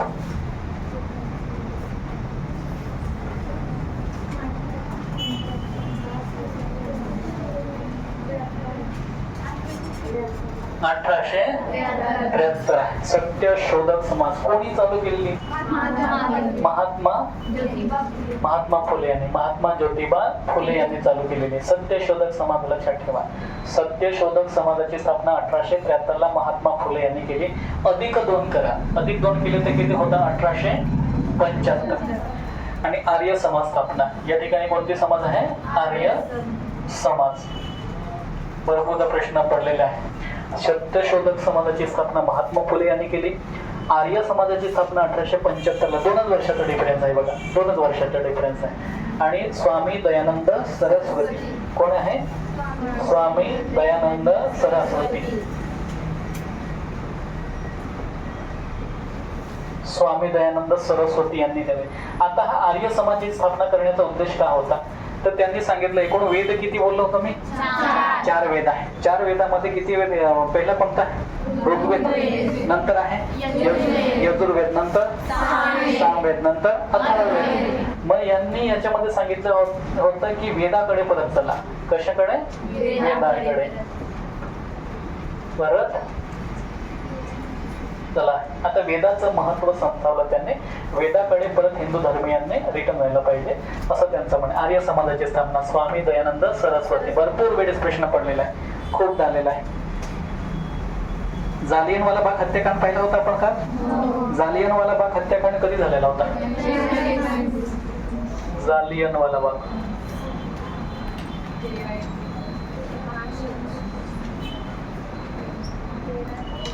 कोणत्या वर्षी झाला आहे? 19 एप्रिल का 13 एप्रिल 1919. जालियनवाला बाग हत्याकांड हे लोकेशन कुठं आहे? अमृतसर. अमृतसर कुठं आहे? पंजाब आहे. पंजाबची राजधानी काय आहे ना? चंदीगड आहे. हे लक्षात ठेवा. आणि या ठिकाणी जालियनवाला बाग हत्याकांड आहे. या ठिकाणी लगभग 389 व्यक्ती मेले होते. याच्यामध्ये 2 व्यक्ती आहेत. एक व्यक्ती कोण आहे? जनरल ओ डायर म्हणून आहे. दुसरा व्यक्ती काय आहे? जनरल डायर. हा आदेश देतो आणि ह्या आदेशाचं पालन कोण करतं? जनरल डायर. मी काल पण सांगितलं होतं तुम्हाला, असं एक लोकेशन आहे, ही बाग आहे, या ठिकाणी जायला फक्त एवढीशी जागा आहे आणि या ठिकाणी हा व्यक्ती हा ऑर्डर देतो आणि हा प्रत्यक्ष सैनिक घेऊन येतो. याच्यामध्ये असे सैनिक उभे करून देतो. एक तर एक बसून आपण जसं फोटो काढतो त्या पद्धतीने खाली बसलेली लाईन असेल आणि एक लाईन उभी केलेली आहे. या ठिकाणी एक विहीर होती आणि हे जुनं गार्डन आहे. निघायला जागाच नाही, इकडनं जाऊ शकतात, इकडनं निघू शकतात आहे. मग या ठिकाणी सगळे उभे लाईन आहे. लहान पोरं आहे, मुली आहे, म्हातारी माणसं आहे, काही शेतकरी आहे हे ना. हे सगळे शेतकरी या ठिकाणी जमलेले आहे. बाग आहे म्हणजे गार्डन आहे एक प्रकारे. कोणी पण त्या ठिकाणी संध्याकाळी पण आपापल्या पद्धतीने फिरायला जातं. मग सगळ्या गोळ्या झाडल्या होत्या त्याने, खूप गोळ्या झाडल्या होत्या. त्याच्यामध्ये लहान पोरं मेली, म्हातारी माणसं मेली, महिला मेल्या, म्हातारी महिला मेल्या हे ना, शेतकरी मेले. कोणाशी काही संबंध नाही. शेवटी गोळ्या संपल्या आणि गोळ्या संपल्यानंतर त्यांनी फायरिंग थांबवली आणि हा म्हणतो की जर का कधी गोळ्या संपल्या नसत्या तर मी अजून माणसं मारली असती. ही त्यांची मानसिकता है ना. महात्मा गांधी ही घटना घडल्यानंतर महात्मा गांधींचा इंग्रजांचा जो विश्वास होता तो याच्याने नष्ट झाला. म्हणून ते विश्वास ठेवायचा तयार केलेला नाही. मग महात्मा गांधींनी कैसर ए हिंद म्हणून एक पदवी होती. कोणती होती? कैसर ए हिंद म्हणून ही पदवी त्यांनी डोनेट केली, रिटर्न करून टाकली. आपल्याला कैसर ए हिंद, कैसर याचा अर्थ सिंह, ए हिंद म्हणजे हिंदुस्थानचा सिंह, ही पदवी त्यांना दिली होती इंग्रजांनी, ती त्यांनी रिटर्न करून टाकलं. आणि परत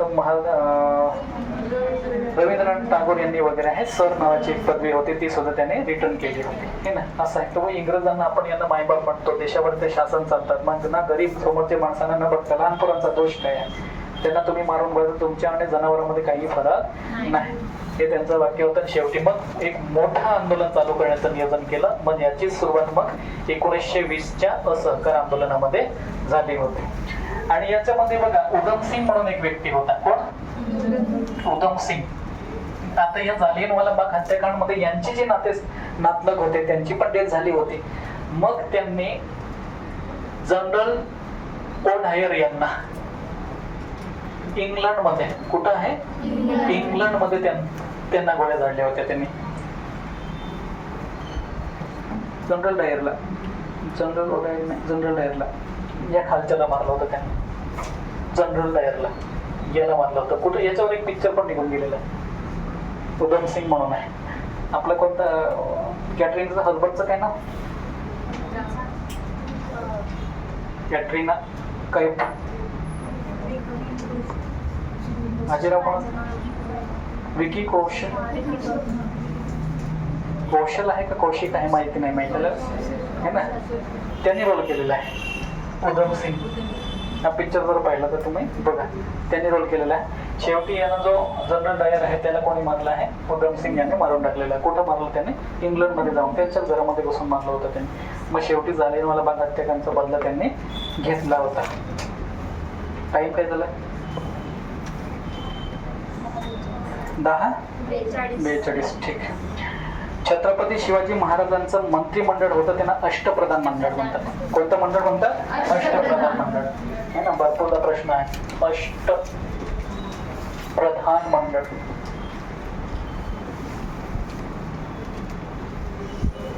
अष्टप्रधान म्हणजे शिवाजी महाराजांचे किती मंत्री होते? 8 मंत्री होते.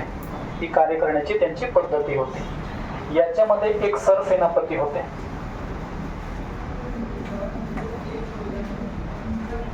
हंबीरराव मोहिते. छत्रपती शिवाजी महाराजांच्या अष्टप्रधान मंडळाचे सेनापती कोण होते तर म्हणायचं हंबीरराव मोहिते.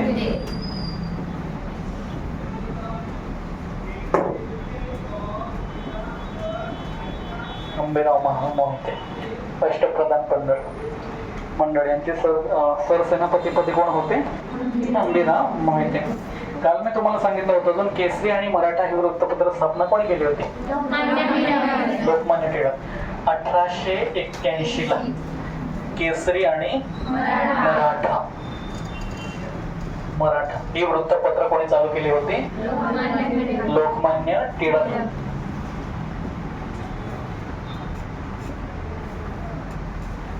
केसरी कोणत्या भाषेमध्ये? मराठा कोणत्या भाषेमध्ये? इंग्रजीमध्ये. हे सांगितलं होतं तुम्हाला. गुलामगिरी हे पुस्तक कोणी लिहिलेलं आहे? महात्मा ज्योतिबा हे ना, गुलामगिरी म्हणून.